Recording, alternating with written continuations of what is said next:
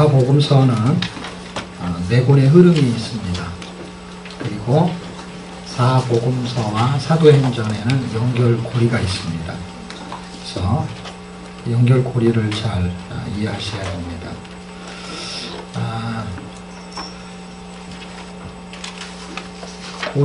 고리라는 게 굉장히 중요해요. 사도행전을 할 때 연결고리를 아마 써놨습니다.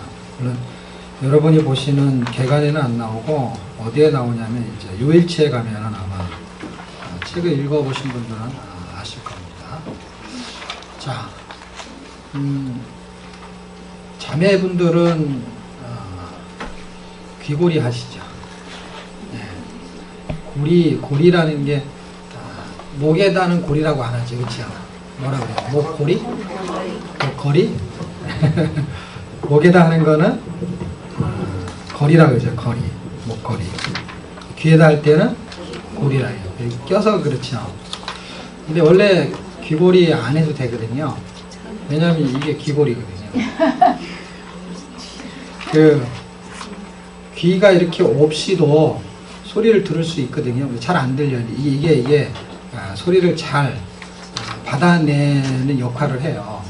그렇지만은 귀가 이렇게 뚫려 있으면은 소리는 들을 수 있어요. 이 역할이 레이더처럼 이게 뭐 이렇게 받아내거든요. 이렇게 이 구조가. 그런데 귀가 우리가 하나님의 말씀을 전달할 때 귀가 듣는 거예요, 그렇죠? 네, 그렇죠. 그런데 귀가 듣는 거예요, 내가 듣는 거예요. 내가 듣는 거죠. 그러니까 귀로 듣는 거지요. 그럼 하나님의 말씀과 나하고 연결하는 고리가 뭐예요? 귀예요, 그게. 그런 거를 귀고리라 그래요. 그냥 귀고리 안 해도 된다고. 이게 귀고리. 저 오늘 귀고리하고 왔어요. 하나님 말씀 듣는 고리가 귀고리. 예. 아무리 사전을 찾아봐도 없어요. 성경 사전에도 없고 세상 사전에도 없어요. 근데 그게 귀고리. 그래서 귀를 준 거예요. 하나님의 말씀을 듣게끔 하는 연결고리예요. 사람한테. 그거를 내가 어떻게 전환하느냐 하는 거는 믿음의 고리가 필요해요. 믿음의 고리가 필요한데 일단 사람들이 이걸 전환시킬 때 지식이라는 고리가 있어야 돼요. 지식이 필요해요. 여러분이 이런 교재를 갖고 그 다음에 PPT 띄우고 하는 거는 저런 것도 하나의 고리예요. 어떤 거냐면 사람들이 어떤 지식을 빨리 인식시키기 위한 하나의 재료들이죠. 이렇게 연결시킬 때 그런 그림을 보면 빨리 연결이 되는 거야. 그래서 그런 게 연결고리가 되는 거예요. 그래서 그 연결고리를 잘 사용하면은 기억이 오래 남는 거예요. 그러니까 이런 도표를 만드는 것도 사실은 연결고리예요. 이렇게. 그 다음에 이거 말고 좀 더 복잡한 거 있잖아요. 삼각형 구조. 그런 게 복잡하지만 39권을 한 페이지에다 이렇게 설명하기 되게 쉽지 않거든요. 그런 게 다 자료들이죠. 좋은 자료, 재료, 그게 내가 이렇게 습득할 수 있는 연결점을 찾아내는 어떤 고리와 같은 거예요. 이 연결고리가 굉장히 중요합니다. 일단은 귀를 갖고 있다는 게 굉장히 중요해요. 그리고 이제 14주, 다음 주면은 이제 이렇게 자세히 설명할 시간이 없어요. 이렇게 자세히라는 건 뭐냐면 내용 설명하기도 제일 바쁜 게 15주차고요. 그 다음에 이제 자세히 설명하지 않는다는 얘기는 할 만큼 얘기를 다 했어요, 많이. 그러니까 성경을 왜 읽어야 되는지, 그 다음에 여러분 예통 과정을 통해서 성경을 읽어야 되는 어떤 기준점을 빨리 찾아야 되고 인사이트를 얻으셔야 되고 그 다음에 하나님의 말씀을 들을 수 있는 그 연결고리들을 여러분 나름대로의 재료들이 있으셔야 돼요. 그게 굉장히 중요합니다. 그래야 방학이 되면 여러분이 계속해서 읽을 수 있는 힘이 생기는 거예요. 지금은 그래도 누군가 조장이나 아니면 어떤 조언 중에서 친숙한 사람이 성경 읽었냐 물어보기도 하고 이렇게 해주지만 수료하게 되면 의무적으로 그렇게 해야 되는 부분이 없어져 버려요. 근데 그것 때문에 읽는 경우가 굉장히 많거든요. 왜냐하면 스스로 읽을 수 있었으면은 평상시 읽기가 잘 돼야 되는 건데 평상시 읽기가 잘 안 됐다는 이야기는 이게 습관이 잘 안 돼 있는 거예요. 이게 습관이 굉장히 중요합니다. 제가 지난번 울산에 갔다 왔다는 얘기 한 적 있잖아요. 울산에 있는 교회가 작은 교회가 아니고 울산에서 제일 큰 교회예요. 그런데 그 교회 목사님이 굉장한 도전을 갖고 있었어요. 그래서 성경 읽기에 대한 도전을 한번 하러 강의하러 갔고, 그때 그 강의를 그 교인들 중에서 1000명이 동시에 들었어요. 그리고 그 다음 주에 갔을 때는 리더들만 모아가지고 한 600명이 이제 이 사람들이 그 교회 출석 교인의 10분의 1에 해당이 돼요. 그 사람들이 먼저 듣고 실행을 하고, 그리고 내년 2월에는 전 교인 6,000명 이상이 이제 예통 프로그램을 하는 거예요. 자, 그런데 이거를 강의를 들은 사람은 아무도 없어요, 거기는요. 예통 세미나를 한 사람이 한 명도 없어요. 근데 지금 하고 있어요. 예, 대단하죠. 예, 우리가 자료를 줬더니 그대로 그 사람들이 말귀를 알아먹는 거예요, 빨리빨리. 왜냐면 교회가 그만큼 성장하면서 시스템이 구축이 돼 있어. 그래서 프로그램만 갖다 딱 얹으면 이게 돌아가. 그러니까 강의를 듣고 하는 건 하는 게 아니고 읽는 거는 돌릴 수가 있는 거예요. 읽고 발표한 거 있죠? 발표한 걸 제가 다 시연을 다 해가지고 발표를 하게 돼 있어요. 발표하면 되죠, 거기는. 예. 딱 뭐만 빠진 거냐면 강의만 없는 거예요, 강의만. 강의만 없고 이게 돌아가고 있는 거예요. 그럴 때 체크를 하잖아요. 읽으면 체크를 하잖아. 이렇게 예를 들면 담당 교육자들이 다 있단 말이에요. 한 27명 되니까, 목회자가. 그러니까 담당 교육자가 이걸 체크할 때 읽은 요일이 6일치를 읽어야 일주일치예요. 그러면 알게 모르게 자기네도 경쟁이 있는 거예요. 자기 구역마다. 전 교회가 하니까. 전 교인이 하는 게 아니라 리더들만 하니까. 그렇게 하는데 거기에 누가 붙었냐면 청년들이 같이 하게 됐어요. 청년이 하고 교사가 하고, 그래서 원래는 350명을 하게 했는데 갑자기 가보니까 막 600명으로 늘어난 거예요. 600명이 는 거는 하는 김에 청년 지도자가 청년을 했으면 좋겠다. 청년이 거기 들어가면서 제가 강의를 갑자기 바꾸기 시작했어요. 왜냐하면 대상에 따라 제 강의가 확 달라지거든요. 근데 청년이 한다고 해서 실제적으로 운영하는 방법을 다 설명하고, 처음에는 도전을 주는 설명을 하고, 이제 도전이 강력해가지고 2주 만에 다시 가서 이제 실행 프로그램을 돌리는 거예요. 실행을 하는데 리더급은 그 정도면 다, 그 정도 성경을 그래도 어느 정도, 아니면 시키면 읽거나 아니면 안 시켜도 어느 정도 했던 사람들이 거의 리더급이죠. 그리고 교회가 규모가 큰 교회에서의 리더급은 그래도 거기서 숙달이 된 사람들을 뽑고, 또는 매주 리더 훈련을 하기 때문에 지금 우리가 읽는 이 예통 과정을 그들은 그래도 어느 정도 90% 이상은 다 해낼 사람들이에요. 근데 청년이 딱 붙으니까, 청년들은 청년 리더만 붙은 게 아니라 청년회가 다 붙어버린 거예요. 네. 자, 그렇게 되니까 이제 강의를 청년 쪽에다 제가 맞추게 된 거예요. 가자마자 이게 바뀌어버려가지고. 원래 저는 또 원고를 안 보고 하는데 또 원고를 안 볼 때 더 잘해요. 그래서 원고를 이만큼 준비해 갔는데 뭐 어차피 80분밖에 강의할 시간이 없어서.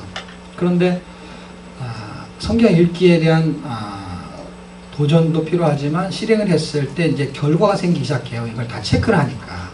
그러면 처음 성경을 읽는 사람들이 힘든 게 뭐냐면, 읽었던 사람은 괜찮은데 안 읽었던 사람이 읽을 때 되게 힘들어요.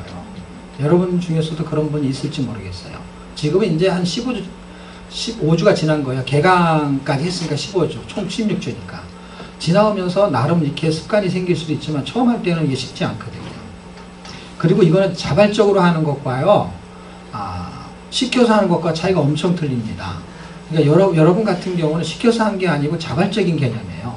돈을 내거나 시간을 들여서 하는 거고, 교회에서 이렇게 목회자가 선택해갖고 하게 되면은 자발적이지 않은 사람까지 포함을 시켜서 하는 거예요.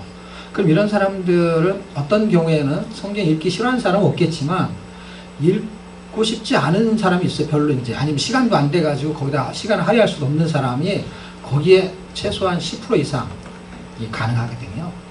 그럼 600명 10km면은 적은 인원이 아니에요. 그렇죠? 100여 명 가까이 되는 거예요. 한 15% 정도? 20%? 그 정도면 한 100여 명이 되는 거예요. 그런데 눈에 가시 같은 사람이 다 어떤 거냐면은 지도자만 알 수 있어요.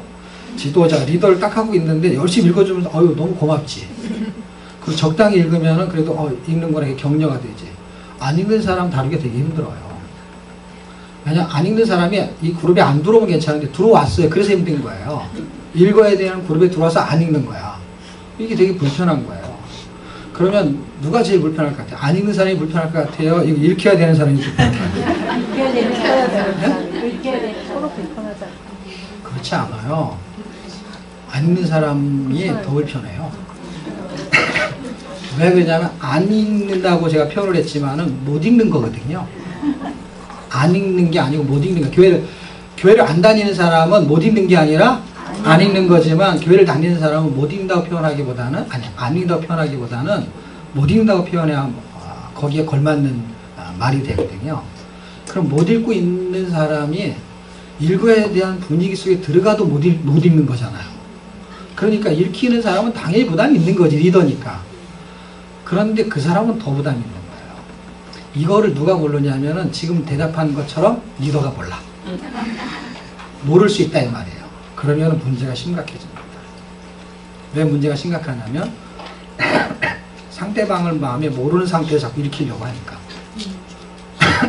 그래서 제가 강의 도중에 이제 이렇게 설명을 했어요. 6일치를 읽는 것이 통계가 되는 거예요. 한 주치씩 하는 거니까, 통계가. 자, 왜냐면 그렇게 끝나고, 6일이 끝나고 7일째 만나는 거니까. 자, 그랬을 때, 누구한테 하는 이야기냐면 지도자한테 하는 얘기예요. 지도자는 구역장 아니면은, 그 구역을 담당하는 교구의 담당 목사입니다. 절반을 읽으면 3번이에요. 그쵸? 그러면 아주 잘한 거로 칭찬을 하라고 했어요. 여기 절반은 다 읽죠? 그럼 아주 잘하신 거예요. 그런데 분위기를 잘 생각하셔야 돼요. 내가 돈 내고 와서 할 정도의 의지가 있는 경우와 그냥 어쩔 수 없이 그 상황이 맞닥뜨린 거에 50%면요 상당히 잘한 거예요. 상당히 잘한 건데, 예를 들면 66번을 읽었을 때를 100점 만점 기준 하게 되면 100점이에요. 그쵸? 그럼 3번을 읽으면 몇 점이에요? 50점. 근데 우리는 점수를 계산할 때 50점은 잘한 거예요? 못한 거예요? 한국 사람은 그건 무진장 못한 거예요. 왜냐면 이건 일단 점수로 치면 과락이야, 과락. 그러니까 패스가 안 되는 거예요. 어떤 학과 과목에 시험을 쳤다면. 그러니까 이거는 못한 정도가 아닌 거예요. 한 60점은 돼야 그래도 D라도 맞지. 이거는 그냥 F학점이잖아요. 그런데 점수로 치면 50점이지만 3번 한 것을 50점을 갔다라는 거는 100점의 목표를 두는 게 아니라 읽기의 습관에다 초점을 둔다는 거를 놓치면 안 된다는 거예요. 패스가 목적이 아니고요. 읽는 습관이 목적인 거예요. 처음에는요. 그러니까 이제 그 교회에서는 아주 중요한 거는 프로그램이 아니고 그 프로그램을 진행하는 마인드가 중요하다는 거예요. 마찬가지예요. 여러분 여기서 공부하는 내용보다 더 중요한 거는요. 인사이트고 그 다음에 하나님의 마음을 찾아내는 거예요. 그러면 그 다음에는 어떤 공부를 하든지 간에 내가 좀 조절할 수 있는 힘이 생겨요. 자, 50%. 3번만 읽으면 아주 잘한 거예요. 왜 아주 잘한 거냐면 습관이 50%를 넘어서기 시작하면 습관으로 가는 쪽으로 가는 거야. 이틀 한 번권 하니까 이게 원래 운동도 6일 한다. 6일 이렇게 일주일이다 그러면 절반만 해도 운동 습관이 생기거든요. 매일 안 해도. 네. 그런데 2번만 읽었어. 이게 지금 3번이에요. 그 말을 맞지도 않은 거야. 3번 읽으면 아주 잘한 거야. 2번 읽으면 일주일에 2번 읽으면은 아주만 빼. 잘한 거야. 자, 이제 고민이 뭐냐면 한 번 읽은 사람이 있어요. 한 번 읽은 사람은 이건 뭐 점수를 어떻게 계산을 해야 돼요? 그냥 거의 안 읽거나 마찬가지지. 근데 한 번을 읽으면요, 제가 이제 사람들이 전부 다 나를 쳐다보는 거야. 한 번을 읽으면 뭐라 그럴까, 저 사람이. 절반을 읽었을 때 아주 잘한 거라 그랬거든요. 그러니까 절반 이상은 다 잘한 거지. 아주 잘한 거. 그런데 2번 읽은 거는 그냥 잘한 거야. 한 번 읽는 거를 못한 거야 라고 말할 수가 없는 거야, 제가. 왜냐하면 읽기의 습관을 기르는 게 1차 목표예요. 습관이 되면 다 읽게 돼 있어. 그러니까 습관이 중요한 것이 점수가 중요한 게 아니야. 그러니까 일주일 동안에 한 번만 해도 읽으면은 이거는 뭐라고 했냐면 이거는 가능성이 있습니다. 그러니까 사람이 다 오는 거야. 잘한 것도 아니고 못한 것도 아니고 뭐라고요? 가능성. 가능성이 있는 거예요. 그러니까 가능성이 있는 것도 칭찬하는 거야. 왜냐하면 가능성이 있기 때문에. 근데 특별한 일을 제외하고는요, 일주일에 한 번은 읽을 수 있어요. 일주일에 한 번은. 왜냐하면 일주일에 한 번 읽은 사람이 많이 읽었다 생각은 절대 안 하거든요. 그러니까 일주일 중에 하루라도 읽게 되면은 일단은 가능성이 있는 거예요. 지금 여러분은 가능성이 있습니까? 가능성이 있어요. 가능성을 보는 거예요. 가능성에서 열매가 나오는 거예요. 그러니까 무슨 가능성이 있느냐? 성경이 어떤 책인지에 대한 거에 인사이트를 가지고 성경을 읽는 거에 대한 목적을 어디다 두는지 그 가능성, 그냥 빠지지 않고 지금까지 나오셨다는 얘기는 지금 성경의 내용이 정말 궁금한 사람들은 아마 신천지로 다 갔을 거예요.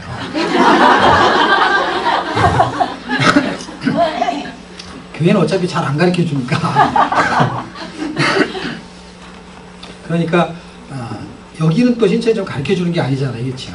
근데 뭔가 원리와 개념이나 이론 같은 어떤 근본적인 부분을 다룬다면 그 부분이 이렇게 습득이 된다면 이건 가능성이 있어요. 어떤 가능성? 하나님이 우리한테 주시는 하나님의 마음이 전달될 가능성이 있어요. 자, 성경이 잘 안 읽히는 이유를 좀 간단히 설명하면요. 여러분한테 가능성이 있다는 것이 굉장히 중요한 거예요. 여러분 자신도 그렇게 해야 돼요. 나는 가능성이 있구나, 정말. 가능성. 야, 나는 너무 많이 못 읽었어. 어떤 사람에 비해서. 어떤 사람이 기준이 아니에요.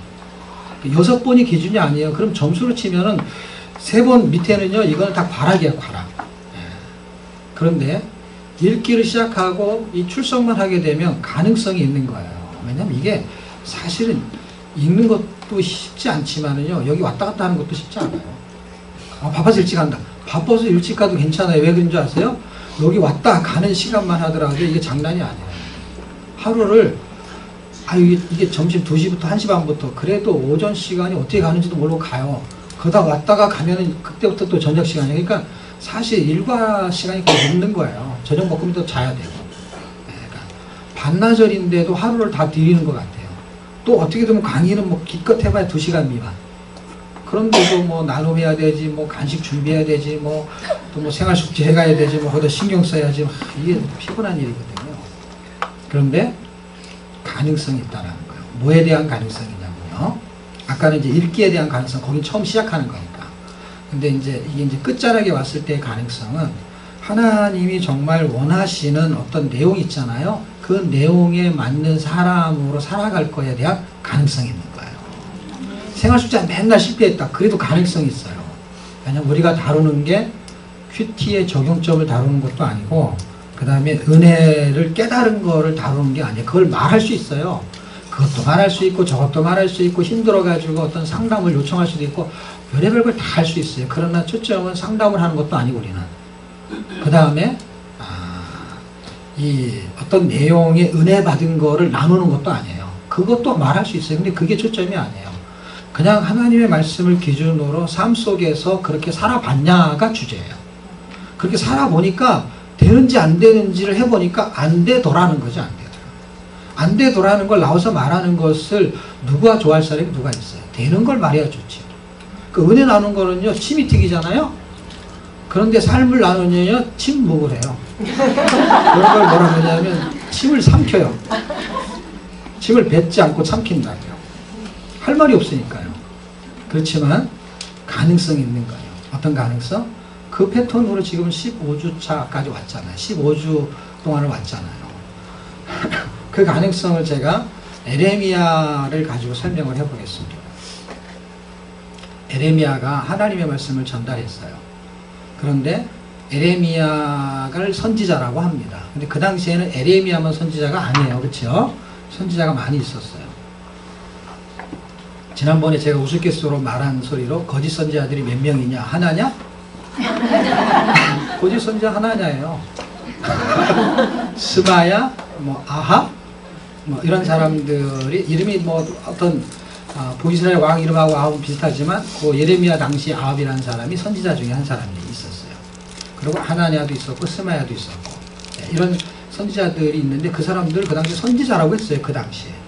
근데 이 사람들이 하나님의 말씀을 전하지 않을 때는 거기다 거짓한 단어를 붙여가지고 구별된 선지자에 대한 설명을 우리가 할 수 있어요. 누가 참 선지자고 누가 거짓 선지자인지 알 수 있는 방법이 있을까요? 없을까요? 그 당시에. 있었을까요? 아니면 있었을까요? 네? 그렇게 고민 안 해도 돼요. 몰라도 상관없는 거예요, 이거는. 근데 뭘 설명하기 위해서 제가 질문을 던지는 것 뿐이에요. 자, 누군가가 말한 게 지금 지나고 나니까 한 사람의 말은 맞고 한 사람의 말은 틀려요. 근데 그 당시로 돌아가잖아요. 그 당시의 사람들은 왜 틀린 사람의 말을 더 선호하고 그 사람의 말이 맞다고 했을까요? 왜?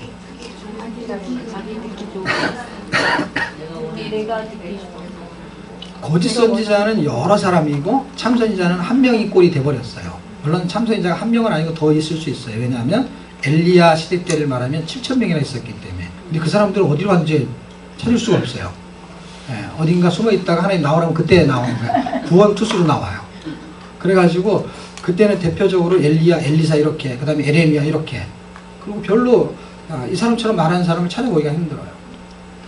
그 당시에 사람들이 어떤 게 옳은 것이고 그런 것인지를 구분할 수 없었던 이유 중에 하나는 어떤 게 하나님이 보내신 선지자의 말씀이냐 이거예요. 근데 다 하나님이 보냈다고 말해요. 근데 에레미야를 통해서 하나님이 보내지 않았을 때 뭐라 그러냐면 나는 그를 보내지 않았다를 정확하게 말씀을 하세요. 자, 그러니까 하나님이 보낸지 안 보냈는지를 구분을 어떻게 하냐고. 그냥 에레미야가 그 말이 맞는지도 또 확인이 안 돼. 그렇잖아요. 서로 하나냐가 나는 하나님 때 말씀을 받았는데 에레미야는 거짓 선지자 이렇게 말할 수도 있어요. 왜냐면 항상 그런 거니까. 그러니까 누군가의 말이 맞는지 틀린지에 대한 구분이 왜 그때는 힘들었냐면요. 크게 두 가지 이유가 있는데 하나는 텍스트가 없었어요. 그게 가장 중요한 이유 중에 하나이고요. 두 번째는 텍스트가 없기 때문에 두 번째는 기준이 누가 되냐면 자기가 되는 거예요. 아주 간단해요. 기준이 에레미야도 안 되고 하나야도 안 돼요. 누구도 아니에요. 근데 하나야 편을 들 수가 있어요. 근데 하나야 편을 들게 된 이유는 텍스트가 없었기 때문에. 텍스트가 첫 번째 있어야 되는데 이걸로 확인이 안 돼. 그 다음에 확인해야 되는데 두 사람 중에 어떤 사람을 선택한 게 아니에요. 선택을 했지만 두 사람이 기준이 되는 기준이 없어요. 그러니까 누가 맞다라고 생각하는 그 기준은 어디서 나온 거냐? 그 기준은 자기한테 나온 거예요.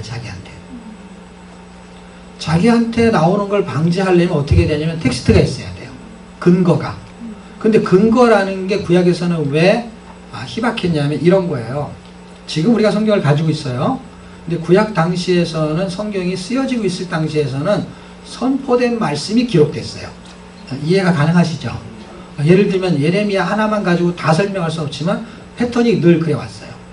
먼저 기록하고 설명하는 개념보다는 하나님 메시지를 지금 선지자가 선포하잖아요. 그것이 책으로 나오면 선지서가 된 거예요. 자, 그랬을 때 에레미야가 말했을 때 누가 받아 적었죠? 바자로 시작하는데. 예, 바룩이 받아 적었어요. 바룩이 바로 받아 적었어요. 한 번은 여호야김이 그걸 불에 태우죠. 여호야김 5년에 태워요. 태우고 나니까 또 받아 적겠죠. 그러니까 선포된 말씀이 나중에 무슨 말씀이 돼버린 거예요?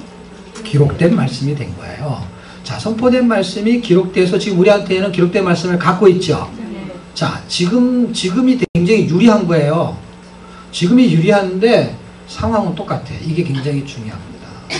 그러니까 지금 제가 이렇게 PPT 띄워서 가리키는 거에 열을 안 내는 이유가 있어요. 왜냐하면 아무리 설명을 해도 기준은 거기에 두지 않아.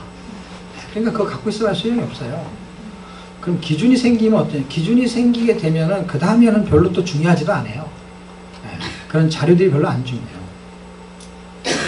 이번에 그 부산에 가서 그 가슬 프로젝트라고 두란노 서원에서 그 성경 공부 교재를 만든 거 이제 부산 강사로 갔거든요. 가면 이 사람들이 다 피드백을 받아요. 그렇게 피드백을 받으면 다 거기다 쓰게 돼 있어요.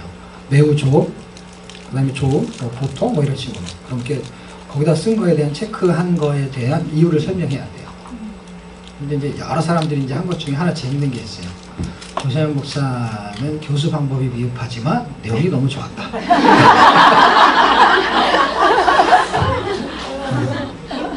그럼 그게 무슨 뜻이냐? 왜 PPT를 너는 안 쓰냐? 그래서 PPT를 써달라는 거예요. 그래서 PPT를 귀찮아서 안 만들어놨거든요. 그런데 뭘 주거나 보여주면 사람들이 되게 좋아해요. 그게 자기게 남는 것 같아요. 자, 그런데 제가 쓸 때가 있고 안 쓸 때가 있어요. 근데 사실 이런 얘기를 할 때 쓸 필요가 없어요. PPT 자체가 별로 유익하지가 않아요. 근데 이제 어떤 자료를 제시해서 그걸 기억 남게 할 때는 PPT는 요약을 해주는 거예요. 근데 우리의 PPT는요, 요약보다 더 양이 많아요. 아주 PPT가 되게 방대해요. 그 내용도 굉장히 학습적이에요. 자, 그런데 어쨌든 그런 이제 여러 가지 피드백을 이제 받게 됐어요.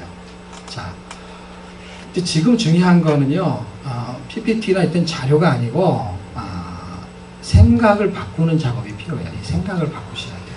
생각을 바꾸면 여러분 정도의 이렇게 열의를 갖고 여기 나와서 앉아서 있을 정도면요, 성경이 다 읽혀지게 돼 있어요. 읽혀진다는 건 무슨 뜻이냐면 사도행전은 어떤 내용이고 로마서는 어떤 내용, 이게 생각의 관점 때문에 안 되는 거예요. 머리가 나쁜 게 아니고 학습 능력이 부족한 게 절대로 아니에요, 여러분. 여러분 정도면 어차피 지금 오늘 처음 교회 나온 사람은 좀 힘들어요. 그렇지만 주변 지식이 있는 기본적인 사람한테는요, 성경이 반드시 보이게 돼 있어요. 성경이 텍스트를 가지고 있다라는 거예요. PPT가 중요한 게 아니라 텍스트가 중요한 거예요. 그 텍스트를 보는 능력이 필요해요. 이 PPT도 보는 방법이 있거든요. 근데 이거보다 더 중요한 거는요, 이 PPT를 만들어낼 수 있는, 그리고 그걸 구분해낼 수 있는 실력은 텍스트에 있어요. 자, 예를 들게요. 선포된 말씀이 기록됐어요. 그랬을 때 기록된 말씀을 가지고 있을 때 우리한테 유리해요. 근데 그 당시에는 되게 불리했어요. 왜 불리했냐면 구분할 수 있는 기준이 객관적이 없었어요. 그래서 주관적이에요. 주관적인 거는 자기한테 맞추는 거예요. 자, 그랬을 때 에레미야가 하나의 말씀을 듣고 선포해요. 여러분 다 아는 거니까 안 찾아볼게요. 에레미야서를 읽게 되면은 에레미야가 막 얘기하는데, 일단은 아주 쉬운 걸 얘기하면 70 너희들 포로 잡혀갈 거야. 그러면서 1차, 2차로 잡혀간 상태에 시드기가 왕을 해요. 그럼 시드기가 왕을 할 때는 벌써 포로들이 잡혀간 상태예요. 아시죠? 그리고 좀 있으면 또 포로 잡혀가면 나라가 끝나는 거예요. 그렇죠? 그러니까 지금 이 실갱이를 하고 있을 때 처음에는 잡혀가기 전부터 얘기를 했어요. 잡혀가야 된다. 그리고 포로 기간은 70년이다. 그러다가 시드기야 때에 이제 70년 얘기를 계속 반복해서 합니다. 2차 포로 잡혀간 상태예요. 그 상태에서 잡혀간 상태라고 하면 어떤 현상이 나타나냐면요, 여러분이 지금 분위기를 생각하세요. 지금이 딱 2차 포로 잡혀가고 시드기야가 왕을 하고 있고 에레미야가 말을 하고 여러분 듣는 거야. 근데 여러분이 들을 때 70년 전 이야기와 그 당시에 하나냐라는 사람이 등장해요. 이 사람은 초기에 등장하진 않아요. 요때쯤 등장해. 요때쯤 등장해갖고 이 하나냐가 뭐라 그랬냐면은 하나님이 자기한테 말씀했대. 그런데 뭐라고 말했냐면 2해가 지나면, 그걸 우리는 2년이라고 말해요. 2년이 지나면 이 가죽 같은 빼앗겼던 물품들 있잖아요. 성전의 기구 이런 거 다 돌려받고, 그리고 포로들을 그때 다 돌아올 것이다. 그러면 여러분이 지금 이 얘기를 듣고 있어요. 근데 여러분 중에 친척 중에 누군가가 2차 포로에 잡혀간 사람이 있었을까요, 없을까요? 있는 거예요. 내 가족은 아니도 누군가 있는 거예요. 그렇죠? 그럼 그런 상태 아니면 내 이웃이 그럴 수도 있고. 그런데 70년이면 돌아올 거야 라고 하게 되면 죽을 때까지 못 보는 거예요. 그러면 그게 사실이든 거짓이든 이런 걸 말하는 게 아니라, 그게 맞든 틀리든 일단 구분할 게 없는 상태에서 이 소리를 해요. 근데 마음이 낙심이 돼. 그런데 어떤 사람이 딱 나타나가지고 2년 있으면 돌아온다는 거야. 그럼 여러분 마음이 어떻겠어요? 그래서 점을 치는 거야, 사람들. 점을 치는 게 아니라 점은 빼는 거예요. 점은 뭐라고요? 빼는 거예요. 빼는 거야. 점을 확 빼버려야지, 그거를. 점쟁이로 확 빼버려야지, 그럼. 거기 가가지고 점을 치고 앉았으면 됩니까? 그럴 때 내가 듣고 싶은 소리를 해주면은 되게 기분이 좋은 거예요. 그게 사실인지 아닌지는 지금 당장 확인이 안 되는 거예요. 어차피 거기도 확인이 안 돼요. 왜냐면 70년이 지나야 확인이 되는 거예요. 그걸 누가 확인을 하냐고. 누가 살아가지고. 그 말을 하는 예레미야도 확인할 수가 없어요. 당사자도. 근데 누가 그거를 증명하냐고요. 그런데다가 이거는 다른 사람이 아니라 남들이 다 하나님을 선지자로 여겨요. 그러니까 성경에 선지자도 선지자로 등장을 해요. 그러니까 예를 들면 교회에 선교사, 목사, 뭐 전도사 이런 게 있잖아요. 직분이. 그럼 있는 거예요. 그 직분이 없는 그냥 평신도가 아닌 직분을 가졌단 말이에요. 직분을 가진 사람이 하나님의 말씀을 전할 수도 있고 아니면 자기가 직통계시를 받았다고 말하는 사람이 있잖아요. 그런데 주관적으로밖에 해석이 안 되는 상황에서 딱 귀에 딱 들리는 소리는 2년이 더 좋은 것이죠. 그러면은 여러분이나 나나 똑같은 거예요. 그렇죠? 그러면 에레미야는 어땠을까요? 70년을 외치는 에레미야는 2년이면 돌아온다라는 얘기를 했을 때 예레미야 마음은, 그러니까 이게 진짜고 이건 가짜고 이런 걸 떠나서 예레미야 마음은 어땠을까요? 성경에 나와요. 제가 지어내는 거 아니에요. 예레미야 마음은 어땠을까 아니라 어떤 게 성경에 써있어. 근데 써있는 거 몰라도 괜찮아요. 몰라도 괜찮아요. 나하고 비슷하다고 생각하면 맞아. 예레미야는 어땠을까요? 예레미야도 하나냐가 말했을 때 뭐라 그랬냐면 나도 그랬으면 좋겠다 이렇게 써 있어요. 나도 하나님이 그렇게 했으면 좋겠다는 거예요. 그냥 자기도 당연히 자기도 그렇죠. 포로 안 잡혀가면 좋겠고 70년이라는 거를 그냥 그렇게 감면을 받아서 2년만 하면 자기는 좋겠다는 거예요. 그런데 하나님이 그렇게 말하지 않았다는 거예요. 그러니까 내 뜻이 있고 내 욕심이 있고 내 의지가 있는 거는 누구나 말해도 상관없어요. 에레미야도 하나냐의 말에 하나님의 말에 맞다는 게 아니라 하나님의 말에 동의하고 싶다 이 말이야. 그리고 백성들은 당연히 그냥 모르는 상태고 에레미야는 아는 상태임에도 불구하고 2년이면 좋겠다 이 말이에요. 그러니까 모르는 상태에서 하라면 당연히 그 말을 그냥 철석같이 믿어버리는 거예요. 종교개혁은 어떻게 출발하게 됐냐면 까막눈을 눈뜨게 하는 작업이었습니다. 제가 하는 사역의 가장 핵심의 초점은 PPT를 전달해서 설명해서 잘 가리키는 것도 제가 할 일 중에 하나지만 이 기록된 말씀을 선포할 때 그 말씀이 옳은 건지 그런 건지를 인식할 수 있는 인식할 수 없었던 상태에서 인식할 수 있게 바꾸는 작업이 저한테 맡겨진 사명이거든요. 그러니까 그 당시에 종교개혁을 했을 당시에 예레미야 시대보다 한참 지나서잖아요. 그렇죠? 예레미야 시대에는 BC 600년경이고 그 다음에 종교개혁 당시에는 BC 1500년이니까 AD 1500년경이니까 16세기잖아요. 그러니까 16세기와 600년이면 BC 7세기에 그렇죠? 6세기라고 합시다. 그렇게 해갖고 이거를 더하게 되면 어떻게 돼요? 이거 빼는 게 아니잖아. 더해야 되는 거잖아요. 그렇죠? 이렇게 분기점에서 이놈도 플러스하고 이놈도 플러스 해야 돼요. 근데 16 플러스 7세기인데 한 6세기만 하자고요. 왜냐하면 이제 반올림을 해야 되니까. 그럼 얼마나 되는 거예요? 16에다 6을 하면은 22세기면 어떻게 해요? 2200년이 되는 거잖아요. 그러니까 2200년이 지났는데도 여전히 까막눈이었어요. 그러니까 쉽게 말하면 하여튼 좀 편안하게 설명하면 2000년이 지난 거야. 에레미야 때부터 종교가 일어날 때까지가 약 좀 짧게 계산하기 편하게 약 2000년이 지난 거예요. 2000년이 지났는데 똑같다는 얘기를 하고 싶은 거예요. 그리고 지금 500년밖에 안 지났어요. 2000년에 비하면 4분의 1이죠. 그렇죠? 그런데 지금이 그때하고 똑같단 말이에요. 지금 이걸 벗어나지 못하면요. 도표 그리고 공부하고 세상 말로 생쇼를 다 하는데 그냥 쇼쇼쇼로 끝나요. 예, 그 없어졌죠? 쇼쇼쇼. 그냥 쇼하다 끝나는 거예요. 이거 아무것도 아니에요, 여러분. 그게 지금 제가 말하는 결론에 도달하지 못하면 지금 하고 있는 일이 굉장히 허망해진다 하는 말이에요.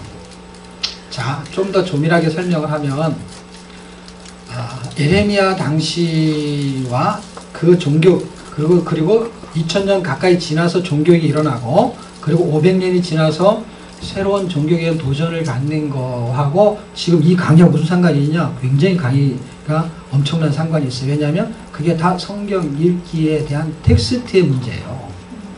이게 성경 공부의 문제가 아니에요. 성경 읽기의 문제, 읽기의 문제. 왜냐하면 종교개혁 당시 2000년, 그러니까 종교개혁이 일어나기 2000년 전에 예레미야 시대 당시에 기준점이 없었던 거예요. 예를 들면 기준점이, 물론 기준점은 이제 곧바로 생기는 거죠. 생겼지만 지금 우리가 살고 있는 이 시대부터 한 2000년 전, 2000년 전이면 AD 한 100년 안에 성경은 정경으로 다 채택이 됐어요. 그래서 기록된 말씀이 거의 완벽하게 구축이 된 게 우리가 들고 있는 66권의 책이에요. 자, 이제 이게 하나님의 말씀이에요. 선포된 말씀이 기록됐어요. 그 기록된 말씀을 가지고 선포하는 거예요. 그러니까 이제 지금 누군가가 선포를 해요. 그렇죠? 선포를 하면은 텍스트가 있어요, 없어요, 우리가? 있어요. 그런데 신천지로 가는 거예요. 이게 좀 놀라운 얘기예요. 왜냐하면 성경은 예수가 메시아라고 써 있어요. 그런데 신천지는 예수가 아니에요. 그렇죠? 예. 하여튼 이상한 사람들이 그렇죠? 그러니까 이상한 사람들은 치과에 가는데 거기를 가는 거예요. 아주 이상해요. 예. 가야 될 때로 안 가서 딴 데로 가는 거예요. 그래서 문제가 있는 거예요. 뼈를 다치면 정형외과로 가야지. 이상하면 치과를 가야 되는데 왜 거기로 가냐고. 그러니까 지금 굉장히 중요한 문제는 텍스트를 갖고 있는데도 없을 때하고 똑같아져 버렸어요. 그럼 이게 무슨 상관이냐? 이게 종교교육이었단 말이에요. 언제? 그 에레미야 당시에서 2000년이 지난, 그리고 성경이 다 기록돼 가지고 완전히 정경화되고 나서 지금 2000년 똑같이 종교개혁이에요. 그리고 그 종교개혁과 지금의 종교개혁은 500년 지난 이후에 종교개혁이 필요한 거예요. 그래. 자, 그랬을 때 기록된 말씀이 있는 상태예요. 1500년 경에야. 그쵸? 있는 상태인데 없는 거하고 똑같은 상태로 만들어 놔버렸어. 왜냐하면 아무리 봐도 읽을 수가 없어요. 책에 내용은 있지만 평범한 사람들이 읽을 수가 없어요. 이게 뭘 같다 이렇게 말하는데, 뭘 같아 성경이 그 당시에 헬라 히브리어를 라틴어로 만들어 놓은 거예요. 그래서 뭘 같아라 그래요. 그게 뭐 제롬이라는 사람이 4세기 경 정도니까 그렇게 번역을 라틴어로 한 거예요. 근데 그렇게 번역을 하면서 일단 어떤 사람, 약간 라틴어를 공부한 사람들 정도, 지식층의 사람들만 성경을 읽을 수 있어요. 그런데 그 사람이 읽어가지고 성경을 다르게 해석해. 그러면 그게 맞는지 틀린지를 확인할 수 있는 그 예레미야 때 말했을 때하고 똑같아져. 텍스트가 없는 거야. 자기한테는 없는 거야. 없는 건데 성경에 있다고 말을 해도 어딘지도 몰라. 이게 어마어마하게 중요한 거예요. 지금 왜 중요하냐면 지금 우리는 한국말로 번역된 걸 갖고 있잖아요. 그런데 무슨 말인지 몰라. 그거나 라틴어 써서 모르는 거나 똑같은 거예요. 똑같은 거. 그럼 뭐하고 똑같냐면 에레미야 때하고 똑같은 거야. 에레미야 때는 아직 기록이 안 됐어. 근데 기록이 돼가지고 라틴어로 번역이 됐어요. 그러니까 지금 말하는 게 그 당시나 그 다음에 종교의 당시나 여전히 뭐예요?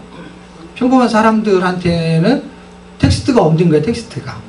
그러니까 그걸 가지고 말을 하지만 다르게 잘못 말할 수 있잖아요. 그럼 잘못 말했는지 잘 말했는지를 확인할 수가 없는 거예요. 그래서 면죄부를 말했을 때 면죄부를 맞다고 다 생각한 거예요.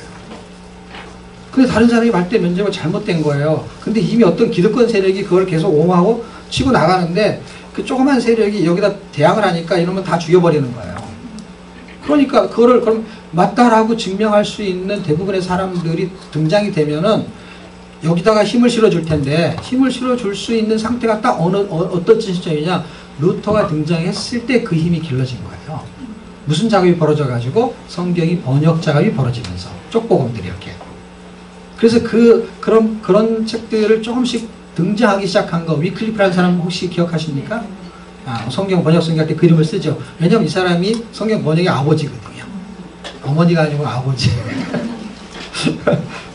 그때가 1300년 후반, 1400년 초. 그때 위클리프가 이제 영국사를 영어로 번역을 하죠. 근데 다 번역하지 않아도 번역 같다고 말해요. 그냥 번역을 하는 거예요.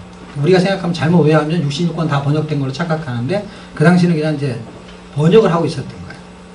그러니까 일부 분들이 이제 번역이 되고 있는 거예요. 그렇죠? 그리고 번역이 됐다고 해서 곧바로 그것을 다 평범한 사람이 다 읽고 그 다음에 그 뜻을 다 해석해내고 그러지 않은 상태란 말이에요. 신학이 발달하지 않은 거예요. 그냥 읽어야 읽지도 못한 상태. 읽어야 되는 상태이기 때문에 성경이 주어진다고 하더라도 여전히 까막눈이지만 일단은 그래도 확인이 가능한 텍스트가 번역이 되고 있었어요. 그런데 1530년경 윌리엄 틴데일이라는 사람이 성경을 번역합니다. 근데 번역하는데 1536년에 화형을 당해서 죽어요. 그 당시 중세 가톨릭 교회가 그 사람에게 제목을 붙이는데 신성모독죄라는 제목을 붙입니다. 그러니까 월가타 성경이 아닌 다른 성경을 읽거나 번역을 하면 무슨 제목이 걸린다고요? 신성모독죄. 그러니까 이거 성경 읽으면 신성모독죄야. 그 당시의 법으로 말하면. 그래갖고 잡혀 죽었어요. 자, 잡혀 죽는 그 시기에 누가 또 성경을 번역하냐면 루터라는 사람이 도그레를 번역해요. 그런데 이제 한 100년 전부터 성경을 조금씩 번역하기 시작했잖아요. 번역하기 시작하면서 이제 우리나라로 말하면 귀족 계열 있잖아요. 예, 봉건사회니까 그런 세력들이 나라가 있지만 거기도 작은 자기의 어떤 도시에서도 권력을 갖고 있어요. 이런 봉건주의 사회시대 때 이런 권력을 갖고 있는 사람이 점진적으로 성경을 읽으면서 누구 편을 들기 시작하냐면 성경에 맞는 텍스트 기준이 있으니까 권력의 힘에 이기지 못했을 뿐이지 그때는 그게 맞고 틀린지 자체를 몰랐는데 여기 힘이 아무리 강했지만은 이게 틀리다는 걸 발견하기 시작한 거야. 누구 때문에? JTBC 때문에. 알아지기 시작한 거야. 강한 그 권력. 이게 대항을 못했는데 JTBC라는 좀 독일의 학자 이름인가? 그 사람 때문에 이게 군중들이 알기 시작한 거야. 그 텍스트를 준 거야, 텍스트를. 그러니까 증거 자료가 텍스트예요. 근데 그거하고 틀리다는 거야. 그러니까 그 편을 들기 시작하는 거예요. 근데 이 증거 자료를 제시했을 때 JTBC 말고 다른 사람이 또 있었어요. 그 사람들한테 먼저 증거 자료가 갔는데 근데 여기가 너무 세니까 어떻게 했냐면은 위클리프 말고 그 다음에 누구죠? 윌리엄 틴데일이 죽었잖아요. 그것처럼 이 방송국은 완전히 모가지가 날아갈 상황이 돼가지고 쪽을 못 쓰고 있을 때에 이게 이제 루터한테로 온 것처럼 JTBC로 간 거예요. 그때는 이제 사람들이 조금씩 알고 있었던 거예요. 그런 분위기 좀 아시죠? 네. 그때 그런 분위기였단 말이에요. 아주 상황이 비슷해요. 네, 정치적인 상황이. 이게 정치적인 거거든요. 그 정치적인 게 종교적인 게 아니에요. 정치적으로 종교가 타락한 거예요. 그러니까 면죄부를 계속 유지를 해야 되니까 성경이 없는 거 알아. 근데 이걸 유지해 어떻게 돼요? 이 비밀을 누설하면 죽여버리는 거예요. 그 죽은 거예요, 진짜로. 그리고 이것 때문에 사정을 당하는 게 다 그래서 어떻게 돼요? 다 모가지가 날아 잘리는 거야. 그러니까 이것이 바르다라는 어떤 기준, 텍스트의 기준으로 증거자료 기준으로 말을 하잖아요. 그럼 다 모가지를 당했어. 지금 그랬어요. 네, 뭐 경찰관 중에도 일부가 그랬고, 그렇죠. 그다음에 방송국도 그랬고, 신문사도 그러고. 그런데 그거보다 조그만 게 뭐냐면 그게 조그만 게 JTBC 같은 거 예를 들면. 그런데 왜 안 죽고 살아있냐면 이제 군주와 그 노동자 농민이 이제 이걸 알기 시작했어요. 알기 시작하면서 여기와 대항할 수 있는 거 어디하고 로만 카톨릭에 대항할 수 있는 거예요. 어마어마하게 지금 사람을 죽여버리는데 여기에 대항하는 거예요. 그 대항하는 사이에 루터는 도망을 다니면서 하나님의 은혜로 그런 분위기하고 맞물려서 살 수 있는 어떤 그런 정치와 어떤 종교적인 상황이 맞물려 있었던 거예요. 지금 우리나라가 딱 그런 케이스예요. 자, 그런 상황에서 텍스트, 증거를 재는 거예요, 증거를. 그리고 증거 자료를 모으는 거예요. 그런 상황이 딱 되면서 루터가 종교를 일으키는 거는 루터만이 아니라 다른 사람들도 다 같이 하고 있었는데 이 힘이, 종교에 일어났던 힘이 어떤 거였냐면 성경 번역이었던 거예요. 우리가 알고 있는 1차적인 종교개혁은 면죄부예요, 면죄부. 그거는 수면에 뜬 거예요. 세월호 7시간이에요. 그게 수면에 뜨는 거야. 그때 뭐 했냐는 거야. 한 300명이 다 죽어갈 때 뭐 했냐는 거야. 머리를 써요. 머리 좀 써보세요. 뭐 했나?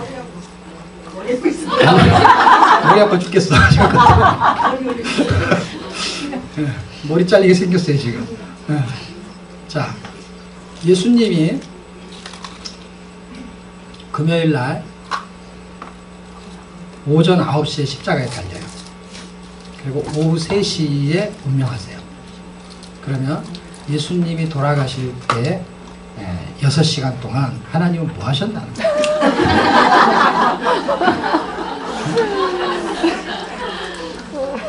300명이 죽어가는데 뭐 했냐는 거예요. 하나님 뭐 했냐는 거예요. 지금 성경의 텍스트를 가지고 우리가 세상에 돌아가는 이슈, 정치, 경제, 사회 이런 걸 다 해석해낼 수 있는 힘이 성경에 있어요. 이게 기준이에요, 기준. 세상의 악이 어떻게 해서 존재해서 움직이는지, 이런 흐름들이 어떻게 전개되고 있는지, 악의 세력의 전말이 어떻게 드러나는지, 이런 것들이 텍스트의 기준을 갖고 있어요. 하나님의 말씀이 기준이에요. 천국이 어떻게 가는지. 어마어마한 정보의 진리를 성경에 담고 있어요. 근데 우리는 이거를 그냥 공부를 해요. 공부를 한다는 건 뭐냐면 이게 어떤 시대, 어떤 문학적으로 어떻게 전개되는지 이걸 하는 거예요. 이거는 사실 입증이 나의 삶하고 연관성이 있는 거예요. 이 사실 입증되면은 최고 권력자가 모가지가 날아가는 수가 있고요. 이 사실 입증이 되면 나같이 이렇게 죄 많은 사람이 영광스러운 자리에 앉혀지는 수가 있는 거예요. 이 어마어마한 정보를 그냥 지식으로 담아내기에는 너무 큰 내용이에요. 너무 큰 내용. 그래서 어떤 그 정치인은 이런 말을 했어요. 진리를 말할 때 가장 위험하다. 그래서 진리를 말하는 사람은 어떤 사람한테 청문회를 세우냐면 알고 있는 사람을 세우는 거예요. 그게 증인이잖아요. 청문회 때 나오는 사람들 다 증인 선서를 해요. 네가 본 걸 말해놨는데 말을 안 하잖아요. 왜 말을 안 할 것 같아요? 그걸 말하게 되면 인센티브가 생기고 회사의 기업이 막 부가 가치가 일어나고 하면은 아마 나와 이렇게 오라고 안 해도 자기 좀 불러달라고 하겠죠. 기자회견을 자처하겠죠. 그런데 안 오려고 하고 와가지고 질문하면 진실을 말을 안 해요. 진실을 말할 때 가장 위험하게 돼요. 왜 위험하냐면 모가지가 날아가는 거예요. 위클리프, 그 다음에 윌리엄 틴테일, 루터, 진리를 말하고 도망다니기 시작하는 거예요. 예수님이 진리 중에 진리예요. 그 진리를 죽여버리잖아요. 세상에. 그가 이 땅에 오셔가지고 자기가 진리라고 자기가 메시아라고 얘기 안 했으면 안 죽었을 거예요. 그런데 진리를 말해버렸어요. 진실을 말했어요. 가장 위험하죠. 그러니까 지금 그렇게 진실을 말하려고 안 해요. 지금 복음이 진리고 진실인데 그 말을 교회에서 하게 되면은요 잘리는 수가 있어. 잘린다는 게 어떤 의미냐면은 설교를 못해 잘리는 게 아니라 듣기 싫은 소리를 자꾸 한다는 거예요. 그러니까 설교에 은혜가 안 된다는 거예요. 결국에 은혜는 어떤 거냐? 텍스트로 기준 잡는 게 아니에요. 2000년 전, 그 전이나 지금이나 똑같이 텍스트를 갖고 있지만 텍스트에서 말하는 본질을 듣고 싶은 게 아니라 자기의 개인적인 주관적으로 듣고 싶은 소리를 듣겠다는 거예요.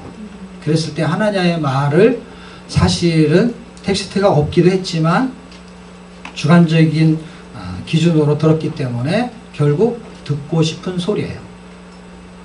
그 듣고 싶은 소리를 하나님가 말했던 거고 지금은 여전히 듣고 싶은 소리가 하나님가 말한 거와 동일합니다. 그런데 텍스트를 갖고 있는 우리가 듣고 싶은 소리만 들으면 되는 게 아니라 지금 뭐의 가능성을 제가 여러분한테 가능성이 있다고 좀 설명하고 싶은 거냐면 여태까지는 듣고 싶은 소리를 들었어요.